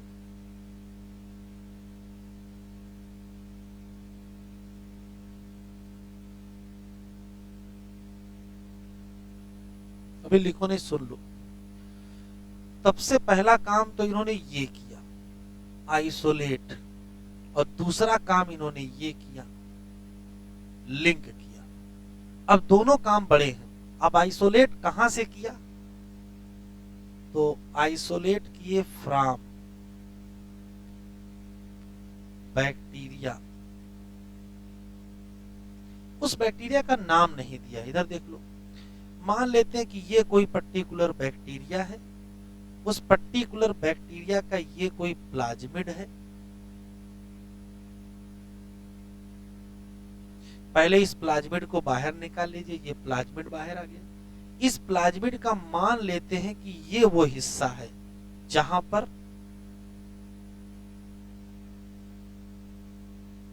एंटीबायोटिक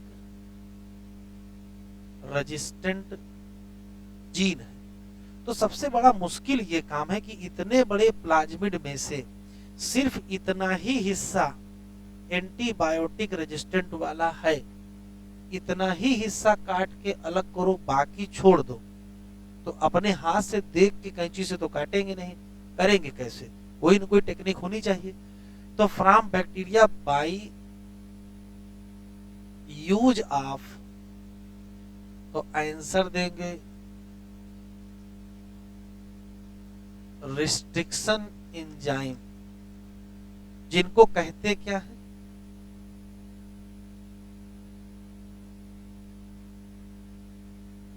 मॉलिक्यूलर सीजर कहते हैं। इनके पास योग्यता है, ये वो एंजाइम है कि डीएनए को किसी एक स्पेसिफिक लोकेशन से कट कर सकते हैं। Ability to cut DNA at specific location. फिर से सुन लेते हैं। स्टैनले कोहेन और हर्बर्ट बायर ने दो काम किए। पहले तो एंटीबायोटिक रेजिस्टेंट जीन को आइसोलेट किया, और उस जीन को आइसोलेट करने में एक एंजाइम यूज किए। उस एंजाइम को रिस्ट्रिक्शन एंजाइम कहते हैं, रिस्ट्रिक्शन एंडोन्यूक्लियस एंजाइम कहते हैं, जिनको मॉलिक्यूलर सीजर कहते हैं, कैंची कहते हैं, जो डीएनए को काट सकते हैं किसी एक विशेष जगह से। तो काट लिया, आइसोलेट कर लिया, तो मान लेते हैं कि ये वो डिजायर्ड डीएनए सेगमेंट है जिसको काट के अलग कर लिया है, जिसको एंटीबायोटिक रेजिस्टेंट जीन कहते हैं। फिर क्या किया, इन्होंने एक बैक्टीरिया लिया, उस पर्टिकुलर बैक्टीरिया का प्लाज्मिड निकाले। इधर देखिए, ये है साल्मोनेला टाइफीमुरियम, ये है साल्मोनेला टाइफीमुरियम, और ये उसका प्लाज्मिड है।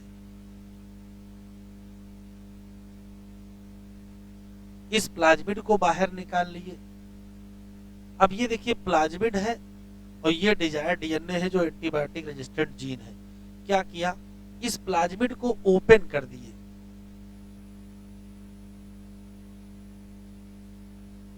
और ये डिजायर्ड डीएनए सेगमेंट है।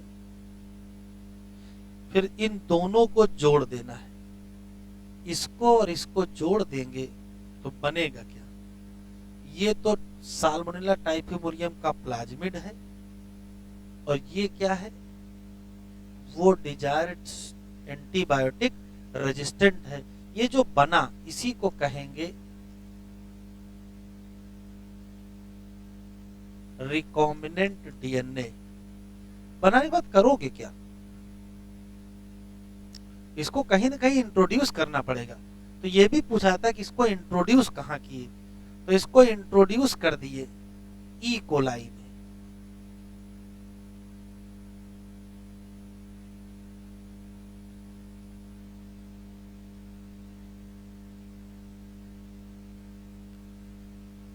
ध्यान से सुनिएगा, तीन काम किए। आइसोलेट किया कहां से, तो कहोगे किसी पर्टिकुलर बैक्टीरिया से, उसका नाम एनसीआरटी नहीं दिया। आइसोलेट करने में एंजाइम इस्तेमाल किए, काट के उसको अलग रख लिए। फिर साल्मोनेला टाइफीमुरियम लिए, उस बैक्टीरिया का प्लाज्मिड लिए, प्लाज्मिड के साथ इसको जोड़ दिए। तो जैसे जोड़ेंगे, फिर पूछा गया कैसे जोड़ दिया, तो जोड़ने के लिए फिर कुछ न कुछ ग्लू चाहिए। तो उस ग्लू का नाम क्या है? DNA ligase.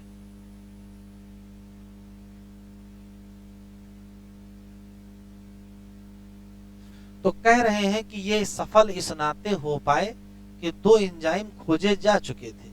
एक रिस्ट्रिक्शन एंजाइम खोजा जा चुका था और एक डीएनए लाइगेज एंजाइम खोजे जा चुके थे, वरना इनको सफलता मिलती ही ना कि भाई विशेष जगह से काट लिया।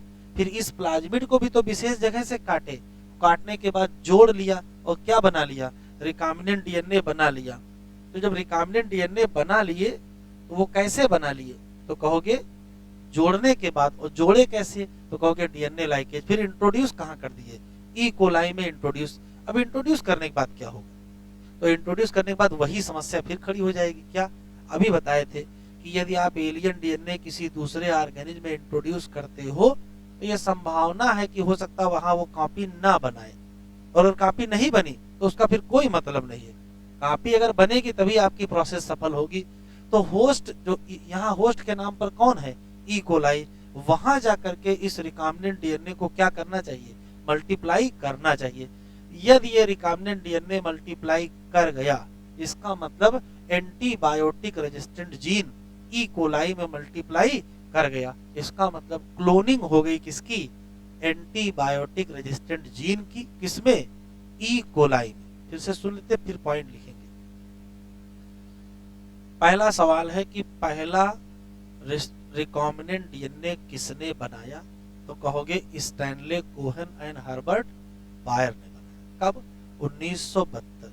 कैसे बनाया, तो कहोगे एंटीबायोटिक रेजिस्टेंट जीन को जोड़ दिया, किसके साथ, प्लाज्मिड ऑफ साल्मोनेला टाइफीमुरियम। ये तो रटने वाला सवाल है। पीछे क्या किए, पीछे इन्होंने एंटीबायोटिक रेजिस्टेंट जीन को आइसोलेट किया, किसकी मदद से, मॉलिक्यूलर सीजर या रिस्ट्रिक्शन एंजाइम की मदद से।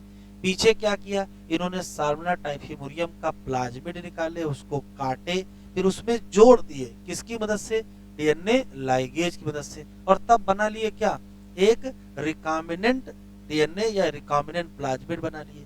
बनाने के बाद उसको इंट्रोड्यूस कर दिए, किसमें, आंसर देंगे ई कोलाई में इंट्रोड्यूस किए। ई कोलाई में इंट्रोड्यूस होने के बाद ये मल्टीप्लाई कर गया, मल्टीप्लाई किया, इसका मतलब है कि फिर हो गई क्लोनिंग, किसकी, एंटीबायोटिक रेजिस्टेंट जीन की, और किसमें हो गई, ई कोलाई। इतना लिखो।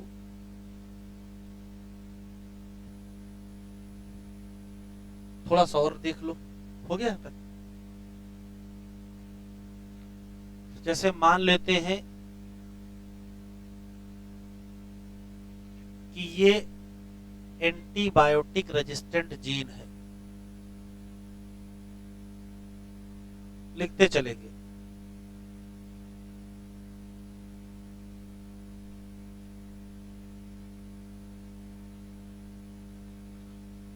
और मान लेते हैं कि ये साल्मोनेला टाइफीमुरियम है, उसमें ये प्लाज्मिड है।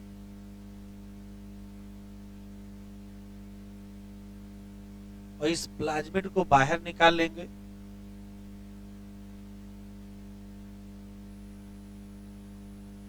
ये है प्लाज्मिड ऑफ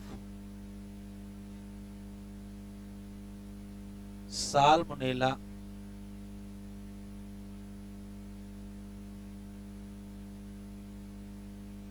टाइफीमुरियम। फिर इस प्लाज्मिड को ओपन कर लेंगे, ये ओपन कर लिया, ये एंटीबायोटिक रेजिस्टेंट जीन है, एंटीबायोटिक रेजिस्टेंट जीन, और इस प्लाज्मिड को जोड़ दिया। तो जैसे जोड़ेंगे वैसे क्या होगा,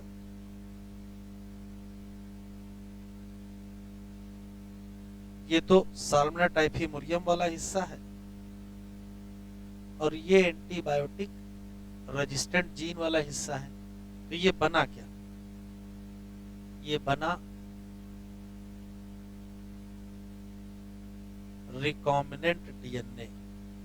फिर आपने क्या किया, इसको इंट्रोड्यूस कर दिया, किसमें, ई कोलाई में।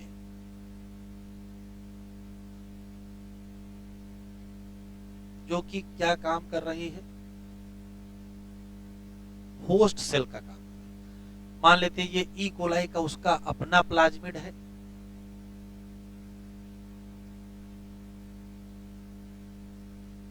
और ये मान लेते हैं कि आपने रिकॉम्बिनेंट प्लाज्मिड इंट्रोड्यूस कर दिया है।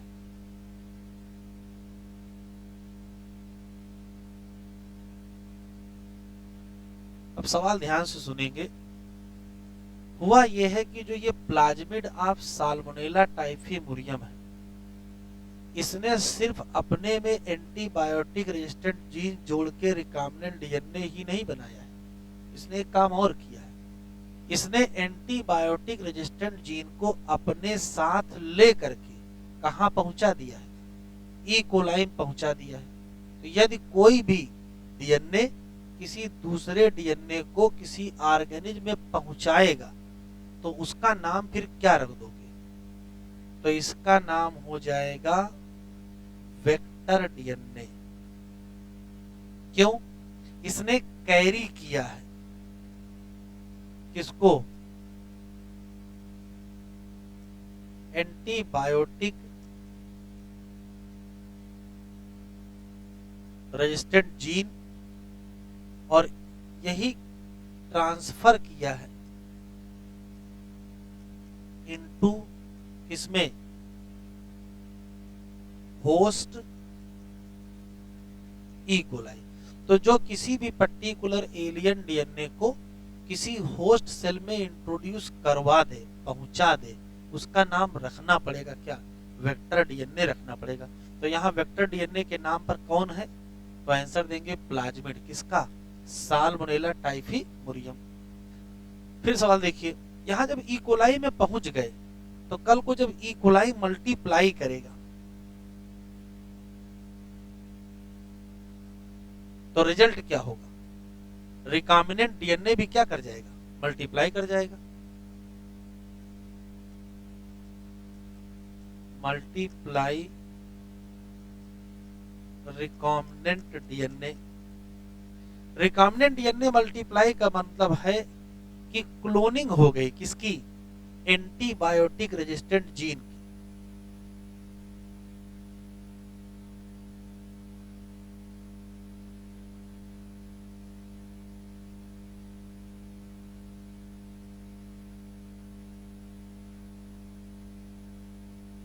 अब ये बता दो बस कि अगर एंटीबायोटिक रेजिस्टेंट जीन की क्लोनिंग हुई है, इसकी कॉपी बनी है, तो डीएनए से डीएनए बना होगा। तो डीएनए से डीएनए बनने में तो डीएनए पॉलीमरेज एंजाइम लगा होगा। आराम से बताएंगे, वो डीएनए पॉलीमरेज एंजाइम किसका होगा? ऑप्शन जहां से वो एंटीबायोटिक रेजिस्टेंट जीन निकाल के लाए उसका, या साल्मोनेला टाइफीमुरियम का, या ई कोलाई का। फिर से सुन लीजिए तब आंसर दीजिए। एंटीबायोटिक रेजिस्टेंट जीन एक बैक्टीरिया से निकाले, साल्मोनेला टाइफीमुरियम में जोड़े, रिकॉम्बिनेंट बनाए, ई कोलाई में इंट्रोड्यूस किए। फिर जब ई कोलाई, एक ई कोलाई से दो ई कोलाई बनी, तो रिकॉम्बिनेंट प्लाज्मिड भी क्या कर गया? मल्टीप्लाई कर गया। रिकॉम्बिनेंट प्लाज्मिड मल्टीप्लाई करने का मतलब है कि एंटीबायोटिक रेजिस्टेंट जीन भी एक से दो बन गए। तो जीन अगर एक से दो बना है, इसका मतलब डीएनए से डीएनए बना है। यदि डीएनए से डीएनए बना है तो डीएनए पॉलीमरेज एंजाइम लगा होगा। अब सवाल यह है कि वो डीएनए पॉलीमरेज एंजाइम किसका इस्तेमाल हुआ होगा?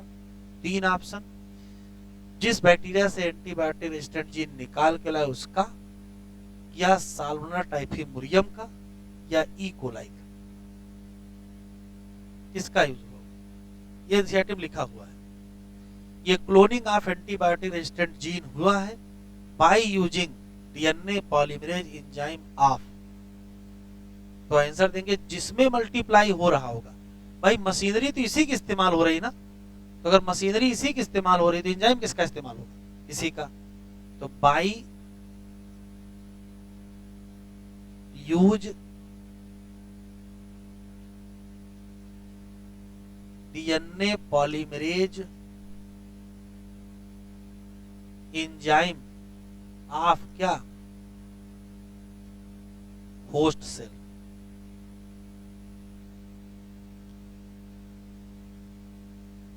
रिकॉम्बिनेंट डीएनए कहो चाहे इसको रिकॉम्बिनेंट प्लाज्मिड कहो। तो बस प्लाज्मिड के बारे में दो तीन क्वेश्चन पढ़ना है। प्लाज्मिड वेक्टर का काम आते हैं। क्यों? प्लाज्मिड के पास एक विशेषता है कि ये ऑटोनॉमस रेप्लिकेटिंग है। इस प्लाज्मिड को यहाँ इंट्रोड्यूस किए हो, इससे नहीं पूछेंगे, ना इसके जीनोम से पूछेंगे। इसके पास अपनी व्यवस्था है रेप्लिकेट करने की। तो ये ऑटोनॉमस रेप्लिकेटिंग या सेल्फ रेप्लिकेटिंग होता है। छोटा सा होता है, स्मॉल सर्कुलर डीएनए होता है। मेन डीएनए से अलग होता है ना, इस नाते इसको एक्स्ट्रा क्रोमोसोमल डीएनए भी कहते हैं। तो ऑटोनॉमस होता है, सेल्फ रेप्लिकेटिंग होता है, स्मॉल होता है, सर्कुलर होता है, एक्स्ट्रा क्रोमोसोमल डीएनए होता है। ठीक है, ये वेक्टर का काम करता है। क्यों?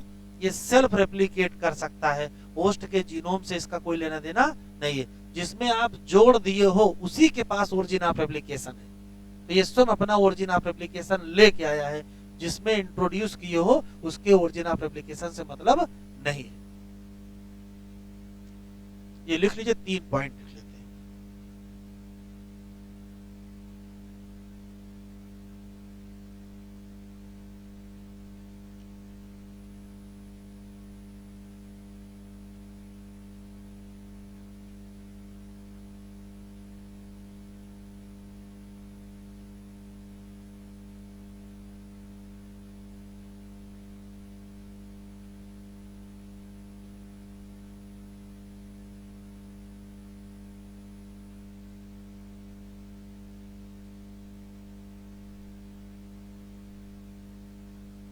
लिखे? सबने लिख लिया? तो बस 2 लाइनें लिख लो। प्लाज्मिड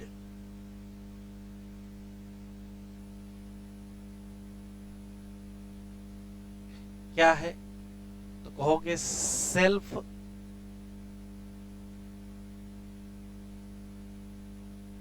रेप्लिकेटिंग या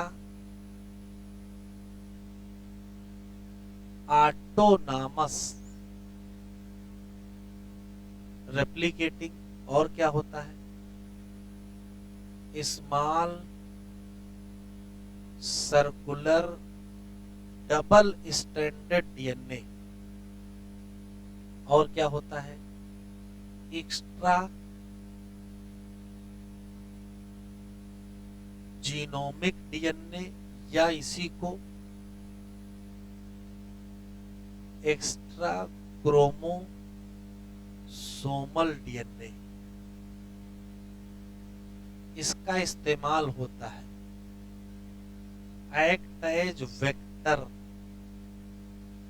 क्यों? ये कैरी कर लेता है एलियन डीएनए को, एक बात, और मल्टीप्लाई करा लेता है एलियन डीएनए इन क्या होस्ट से।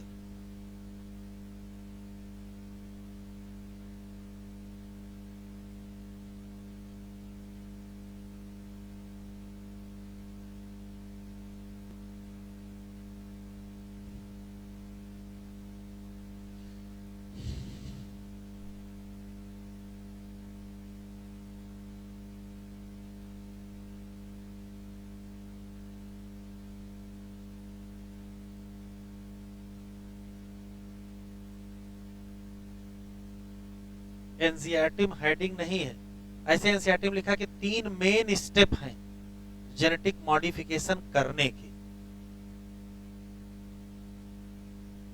3 मेन स्टेप।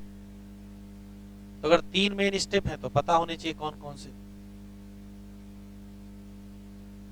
तो पहला स्टेप सुन लीजिए, पहले तो आइसोलेट करो उस डिजायर्ड डीएनए सेगमेंट को। सबसे कठिन काम तो यही है कि टोटल डीएनए में से वो काम का टुकड़ा तो निकालो, स्पेसिफिक डीएनए जिसको डिजायर्ड डीएनए कहते हैं। तो पहला स्टेप तो यही है, आइसोलेट करो डिजायर्ड डीएनए सेगमेंट का। दूसरा क्या है? इंट्रोड्यूस करो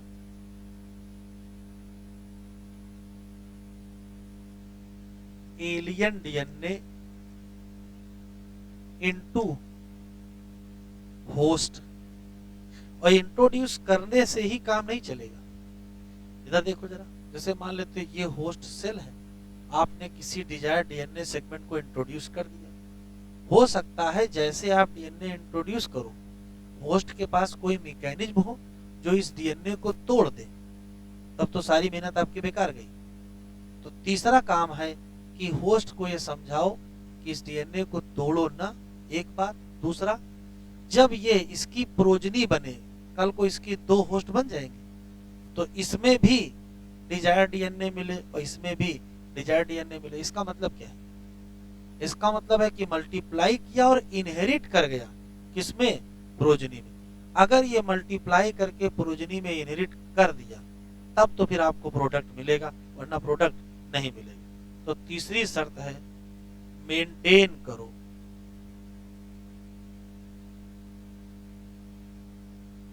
एलियन डीएनए इन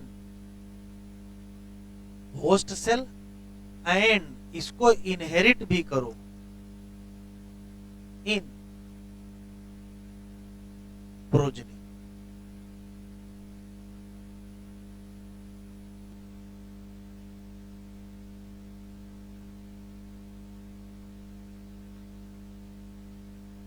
कह रहा first instance of construction of artificial recombinant DNA molecule किसने किया? तो कह रहा है लिंकिंग हुई किसकी? एंटीबायोटिक रेजिस्टेंट जीन की, किससे? प्लाज्मिड, किसका? साल्मोनेला टाइफीमोरियम।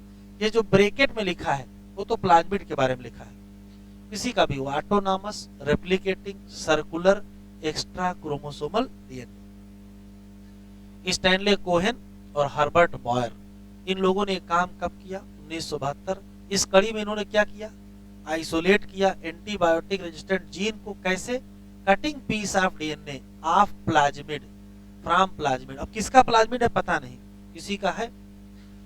ये तभी संभव हो पाया जिसके पास क्या था? एंटीबायोटिक रेजिस्टेंट जीन था। ये तभी संभव हो पाया कि डीएनए को काटना है किसी एक लोकेशन से। ये become possible when discovery of so called क्या?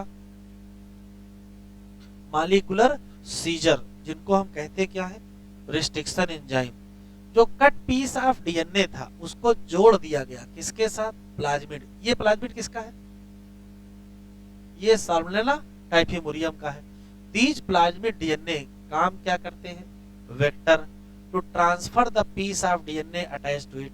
You probably know that mosquito भी वेक्टर है, उसको छोड़ दीजिए, इसको मतलब नहीं है। In same way plasmid use as vector to deliver an alien DNA into the host. फिर लिंकिंग करना है एंटीबायोटिक रेजिस्टेंट जीन का, किससे? प्लाज्मिड वेक्टर के साथ। ये तभी संभव हुआ जब एंजाइम कौन सा आ गया? डीएनए लाइगेज, जिसका काम है कट इन पे काम करना और दोनों को जोड़ देना। विच मेक न्यू, अब नया कॉम्बिनेशन बना सर्कुलर ऑटोनॉमस रेप्लिकेटिंग डीएनए। हाँ ये पॉइंट छूट गया था बेटा, इसको बढ़ा लो। वही जहां लिखे थे रिकॉम्बिनेंट डीएनए उसके नीचे लिख लो इन विट्रो। ये क्या है? लैब में बनाए हो ना, अगर लैब में बनाए हो तो कैसा होगा?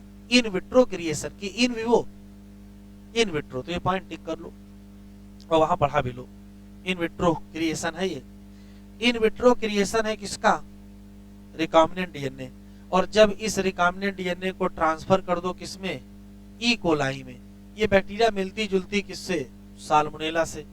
तो ये वहां रेप्लिकेट कर जाएगा। और कैसे रेप्लिकेट करेगा? देखो यहां लिखा है होस्ट का ही क्या इस्तेमाल कर लेंगे? होस्ट का ही क्या इस्तेमाल कर लेंगे? डीएनए पॉलीमरेज एंजाइम, और बनाएंगे मल्टीपल कॉपी। या अंतिम line, ability to multiply copy of antibiotic resistant gene in E coli को कहते क्या है? Cloning of antibiotic resistant gene in E coli. कह रहा इनफर 3 बेसिक स्टेप हैं जेनेटिक मॉडिफाइंग एन ऑर्गेनिज्म। पहला स्टेप क्या है? पहला स्टेप है आइडेंटिफाई करो डीएनए को जिसमें क्या हो? डिजायरेबल जीन, और इंट्रोड्यूस करो उस डीएनए को किसमें? होस्ट में। और तीसरा मेंटेन करो उस डीएनए को किसमें? होस्ट में, और ट्रांसफर हो जाए किसमें? प्रोजेनी। चलिए हेडिंग डालिए, tools of recombinant DNA technology.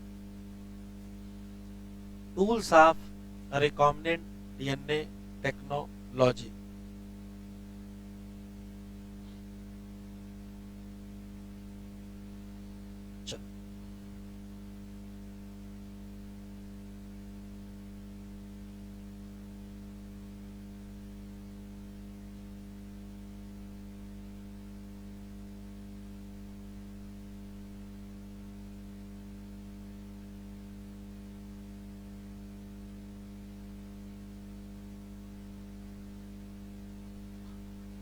Tools of recombinant DNA technology. Tool के नाम पर हमको तीन चीजें चाहिए। एक तो हमको एंजाइम चाहिए। एंजाइम के नाम पर बढ़िया सबसे पहले कौन सा चाहिए? रिस्ट्रिक्शन। दूसरा और क्या चाहिए?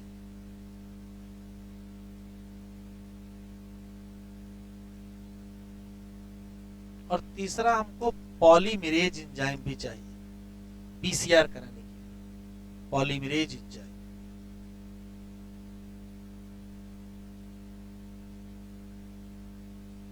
और हमको क्या चाहिए? और हमको चाहिए वेक्टर, जैसे कि प्लाज्मिड वेक्टर, नहीं तो और भी वेक्टर चाहिए जैसे retrovirus, viral vector, T2 bacteriophage, ये सब मिलेंगे अभी। और हमको क्या चाहिए? और हमको चाहिए होस्ट। अब होस्ट के नाम पर या तो वो प्रो कैरियोटिक सेल या बैक्टीरिया, या हो सकता है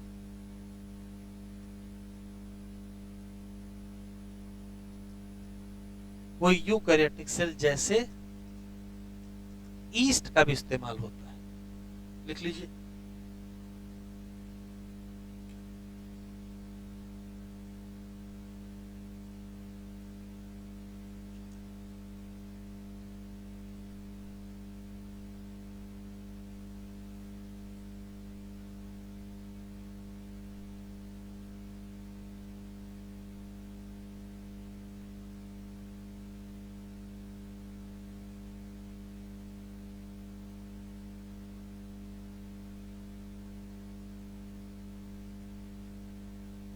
पहली हेडिंग डालिए रिस्ट्रिक्शन एंडोन्यूक्लिएज।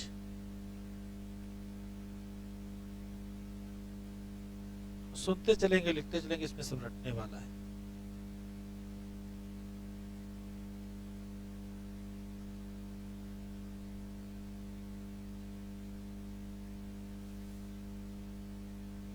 ठीक है, हो गया था बाकी।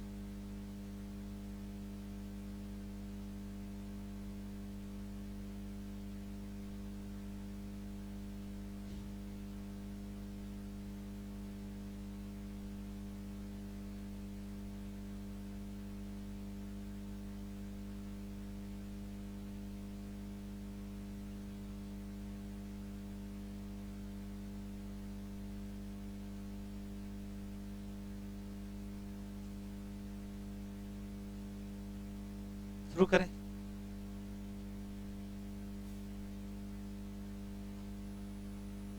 हेडिंग डालिए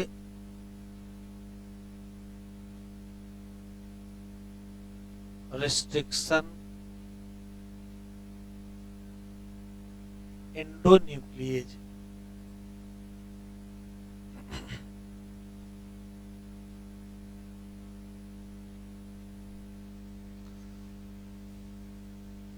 हुआ ये कि 1963 में दो एंजाइम आइसोलेट किए गए ई कोलाई से। पता चला कि ई कोलाई के पास एक योग्यता है कि यदि कोई वायरस का इन्फेक्शन ई कोलाई को होता है तो ई कोलाई उस वायरस को अपनी बॉडी में मल्टीप्लाई नहीं कर देता। इसे सुन लेते हैं। ई कोलाई एक बैक्टीरिया है। यदि कोई वायरस उसके अंदर जाएगा तो उस वायरस का नाम बैक्टीरियोफेज रखोगे। नियम यह होता है कि बैक्टीरियोफेज बैक्टीरिया के अंदर जाकर के मल्टीप्लाई करते थे। देखा यह गया कि एक बैक्टीरियोफेज ई कोलाई के अंदर गया तो, लेकिन मल्टीप्लाई नहीं कर पाया, और अगर मल्टीप्लाई नहीं कर पाएगा तो ई कोलाई को मार नहीं पाएगा। तो वैज्ञानिकों ने कहा पता करें कि भाई ई कोलाई के पास क्या है। तो पता चला उसके पास दो एंजाइम है जो मदद करते हैं उसको अगेंस्ट बैक्टीरियोफेज, के बैक्टीरियोफेज की ग्रोथ को रिस्ट्रिक्ट कर देते हैं।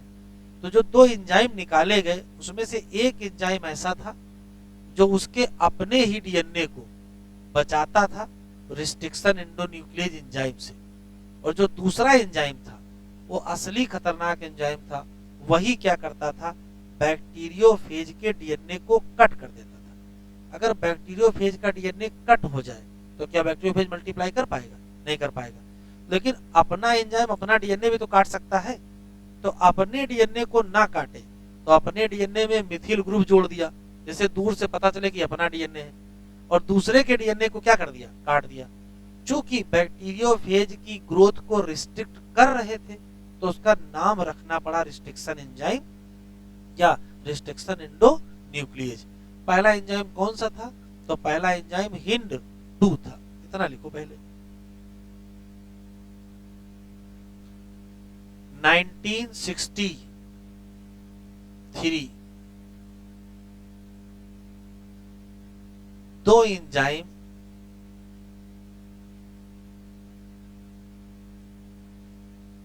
isolate from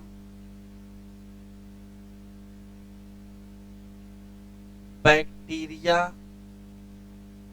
ई कोलाई जो हेल्प कर रहे थे, that help in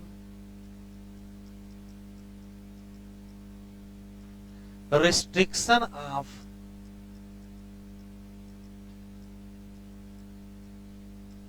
bacteriophage growth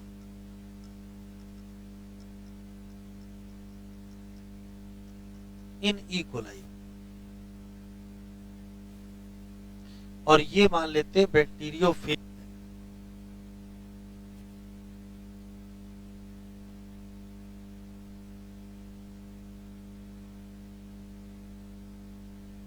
तो जब ये बैक्टीरिया तो ये वहां जाकर के मल्टीप्लाई नहीं कर पाता था, और अगर ये मल्टीप्लाई नहीं करेगा तो ई कोलाई को नुकसान कुछ होगा ही नहीं। तो कैसे नहीं मल्टीप्लाई कर रहा था, कैसे ग्रोथ नहीं हो रही थी, वैज्ञानिकों ने पता किया तो पता चला दो एंजाइम है, जिसमें से एक एंजाइम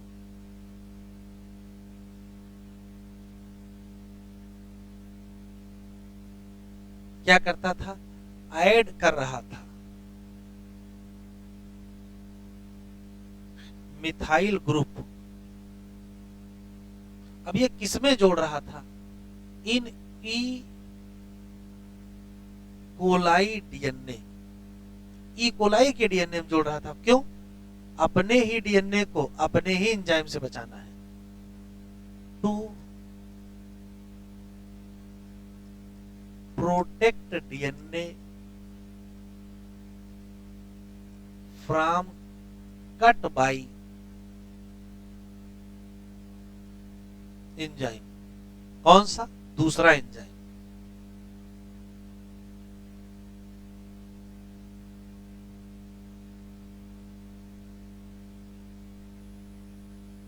जो अंदर एंजाइम है ये क्या करता था, कट कर देता था, कट डीएनए किसका, ऑफ बैक्टीरियोफेज। अब जब बैक्टीरियोफेज के डीएनए को ही कट कर दोगे तो उसकी ग्रोथ को क्या कर दोगे, रिस्ट्रिक्ट कर दोगे, टू रिस्ट्रिक्ट ग्रोथ। तो इस एंजाइम से अपने डीएनए का कोई नुकसान ना हो तो अपने डीएनए में क्या जोड़ देते थे, मिथिल ग्रुप।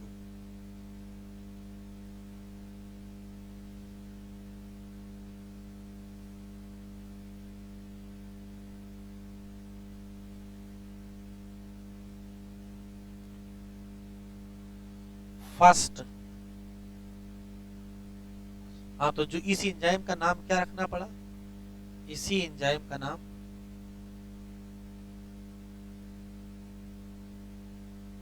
रिस्ट्रिक्शन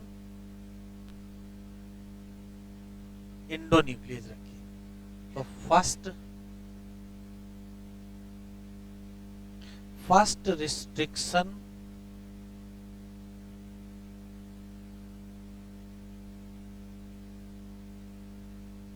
इंडोन्यूक्लिएज कौन है?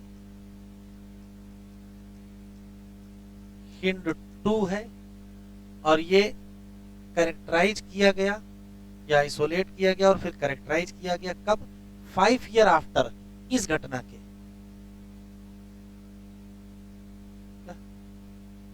Protect DNA from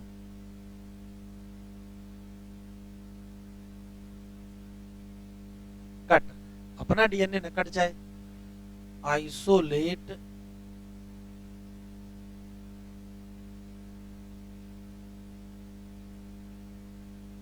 characterise 5 year later, मतलब कब? 1969। ये 1969 ईयर, जो आज बायोटेक्नोलॉजी का इंट्रोडक्शन पढ़ रहे थे, उसमें जो हार्बर्ट बायर का कॉन्सेप्ट लिखा था, उनका पूरा पेज, वहां ये ईयर लिखा हुआ है। ठीक, अब हिंद 2 के बारे में क्वेश्चन आ गए।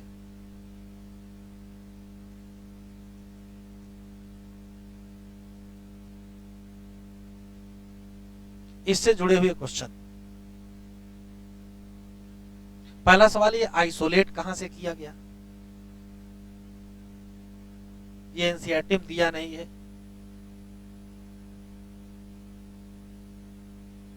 बैक्टीरिया हीमोफिलस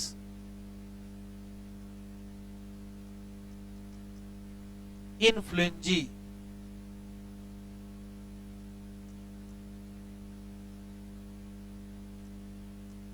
RD1, ये है इसका पूरा नाम। हीमोफिलस इन्फ्लुएंजी RD1 से आइसोलेट किया गया, एनसीईआरटी में दिया नहीं। दूसरी खास बात है, सुन लो, 2 बातें फिर लिखो।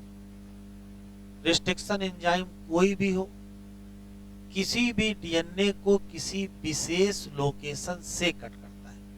Cut DNA at specific location. मान लेते ये इतना लंबा डीएनए है और ये मान लेते हैं स्पेसिफिक लोकेशन है जहां से कटना है, तो क्या रिस्ट्रिक्शन एंजाइम के पास आंखें होती हैं कि वो देख लेगा कि यही अपनी लोकेशन है, यहीं से काटना है? तो कुछ तो होता होगा। तो होता क्या है कि इस पूरे लंबे से डीएनए में कोई एक विशेष सीक्वेंस होता है, जिस विशेष सीक्वेंस को विशेष रिस्ट्रिक्शन एंजाइम के द्वारा पहचाना जाता है। उस जगह का नाम रिस्ट्रिक्शन साइट या रिकॉग्निशन साइट होता है। इसी तरीके से हिंड की बात कर लेते हैं। हिंड भी किसी विशेष जगह से काटेगा, तो अगर विशेष जगह से काटेगा तो उसका विशेष रिकॉग्निशन सीक्वेंस भी होगा या विशेष रिस्ट्रिक्शन साइट भी होगी।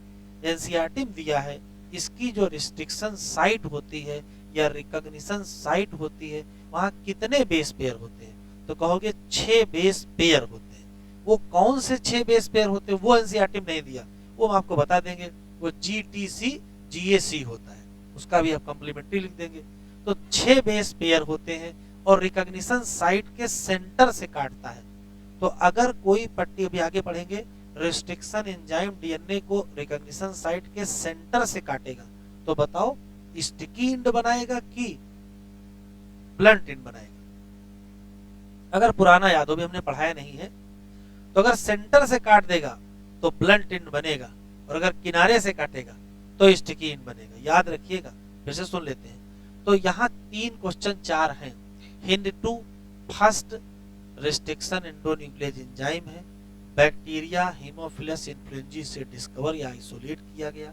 ये कट करता है विशेष लोकेशन ऑफ डीएनए से, उसको रिकॉग्नाइज करता है रिकॉग्निशन साइट से, वो 6 बेस पेयर का बना होता है, उसके सेंटर से काट देता है। इसी नाते बताओ स्टिकी बनाएगा कि ब्लंट? तो आंसर देंगे ब्लंट बनाएगा। लिखो,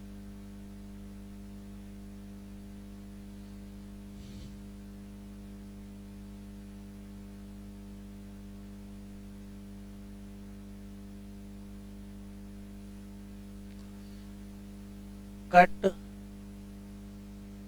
DNA at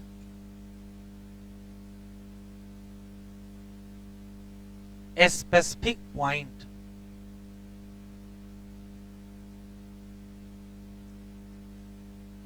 recognise by specific base sequence, और इन स्पेसिफिक बेस सीक्वेंस को कहते क्या हो? रिकॉग्निशन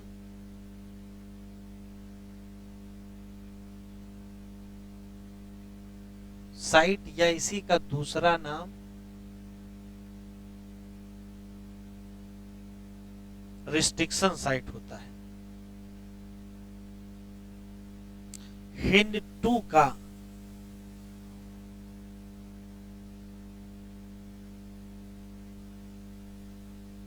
जो रिकॉग्निशन सीक्वेंस होता है वो किसका होता है? 6 बेस पेयर का होता है, और ये GTC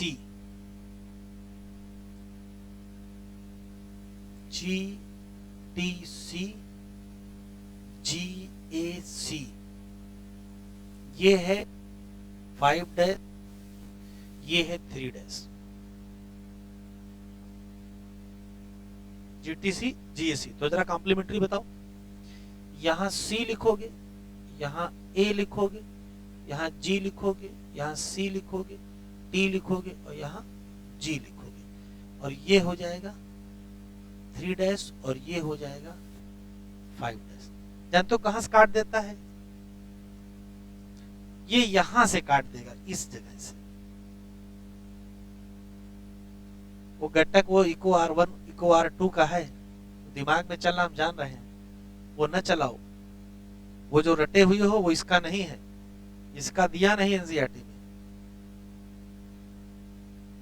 लेकिन आप सोचो, पहला रिस्ट्रिक्शन एंजाइम है और उसका रिकॉग्निशन सीक्वेंस है, नहीं पता होना चाहिए। पहले एंजाइम को तो पता होना चाहिए, भले ही इको R1 का ना पता हो, है? ये GTC GAC होता है, और ये सेंटर से काट देता है। अगर सेंटर से कोई काटता है तो क्या बनता है? Blunted.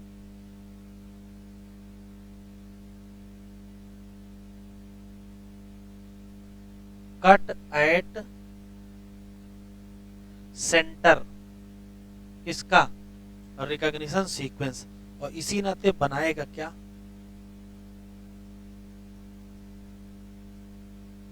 Blunted.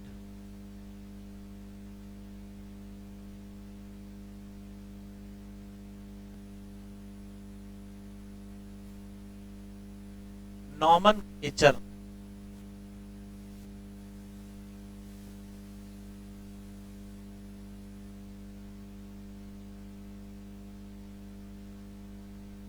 Of restriction endonuclease.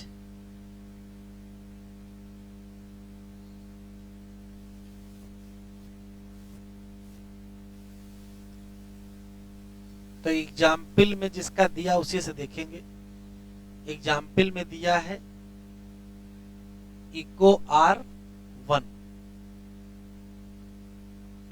तो जो पहला लेटर है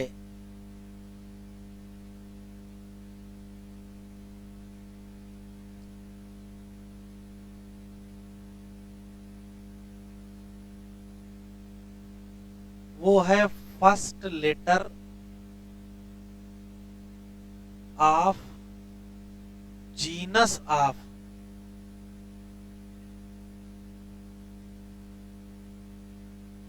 organism from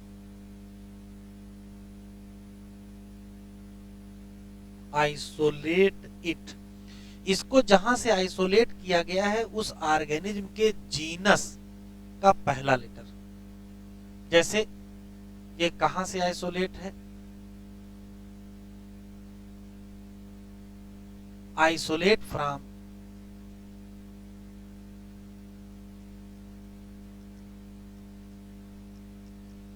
Escherichia coli RY,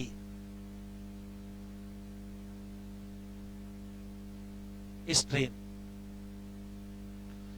जो अगले 2 लेटर है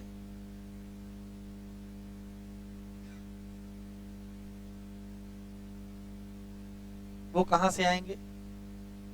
तो कहोगे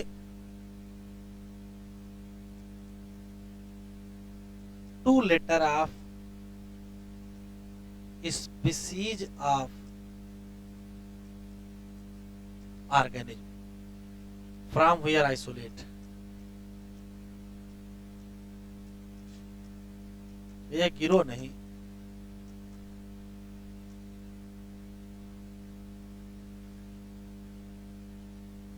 ये जो थर्ड लेटर है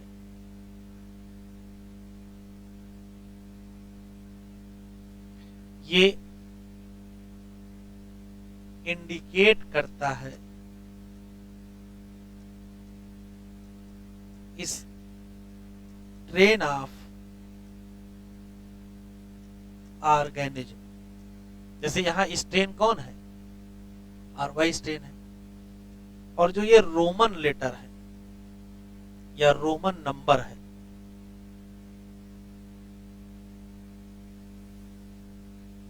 वो क्या इंडिकेट करता है, तो वो आर्डर इंडिकेट करता है कि किस क्रम में वो एंजाइम आइसोलेट किया है।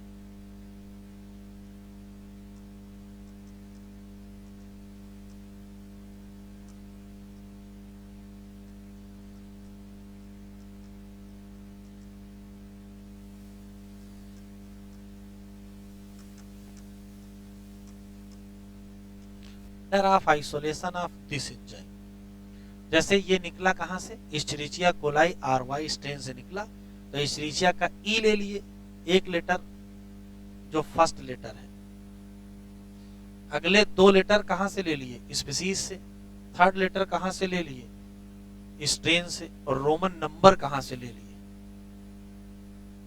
कहां से, उस क्रम में।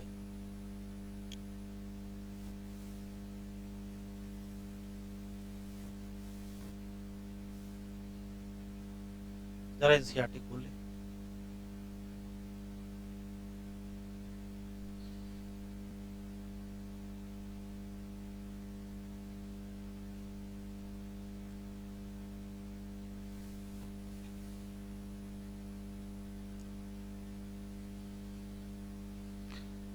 From foregoing discussion that genetic engineering recombinant DNA technology accomplished only if we have tools जैसे एंजाइम, पॉलीमरेज एंजाइम, लाइगेज, और क्या, वेक्टर। ना बातचीत करो, थोड़ी देर रुको। होस्ट ऑर्गेनिज्म, रिस्ट्रिक्शन एंजाइम 1963, दो enzyme responsible for restricting growth of bacteriophage in E coli were isolate. उसमें से जो एक एंजाइम था वो ऐड कर रहा था मिथिल ग्रुप टू डीएनए, लेकिन ये डीएनए किसका था, ई कोलाई का, और जो दूसरा एंजाइम था वो काट देता था डीएनए, ये किसका डीएनए था, ये बैक्टीरियोफेज का डीएनए था। बाद वाले का ही नाम क्या रखना पड़ा, restriction Indo nuclease. First restriction Indo nuclease कौन है, हिंट 2 है। इसकी फंक्शनिंग कह रहा, ये आइसोलेट किया गया और कैरेक्टराइज किया गया क्या, 5 ईयर लेटर, वो जो ऊपर डाटा लिखा है। ये फंक्शन करता है किसी स्पेसिफिक डीएनए न्यूक्लियोटाइड सीक्वेंस को। हिंट 2 हमेशा काट देता है डीएनए को इसी एक पर्टिकुलर पॉइंट से, उसको रिकॉग्नाइज करता है स्पेसिफिक सीक्वेंस से जो कि बना है 6 बेस पेयर। ये तो एनसीईआरटी में लिखा है, लेकिन वो 6 बेस पेयर कौन है वो मैंने लिखा दिए हैं। स्पेसिफिक बेस सीक्वेंस को कहते क्या हो, एक पॉइंट ये छूट गया बेटा, जरा लिख लो, एक पॉइंट छूट गया था, टुडे, जरा उसे बढ़ा लो। आजकल कितने खोजे जा चुके हैं, यहां लिख लो, कितने 900 इंडो रिस्ट्रिक्शन इंडो, अरे मोर कर लो कोई दिक्कत नहीं, 900 रिस्ट्रिक्शन इंडो न्यूक्लिएज आइसोलेट कहां से, 230 स्ट्रेन ऑफ बैक्टीरिया।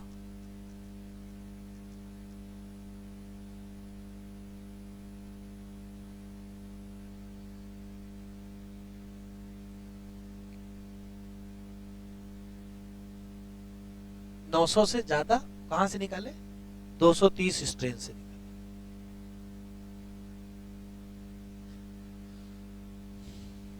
ठीक। नेमिंग की अगर हम बात करें तो पहला जो लेटर है वो कहां से आएगा, जीनस के पहले लेटर से। अगले दो कहां से आएंगे, स्पीसीज के दो, जैसे इको R1 आइसोलेट हुआ इशरिचिया कोलाई RY, ये 1-3 बेटा भूल गया था, सही करो 1-3। In Eco RY letter R क्या इंडिकेट करता है, from the name of strain, और रोमन नंबर क्या इंडिकेट करता है, तो indicate the order in which enzyme are isolate from strain of bacteria. बस आज इतना ही।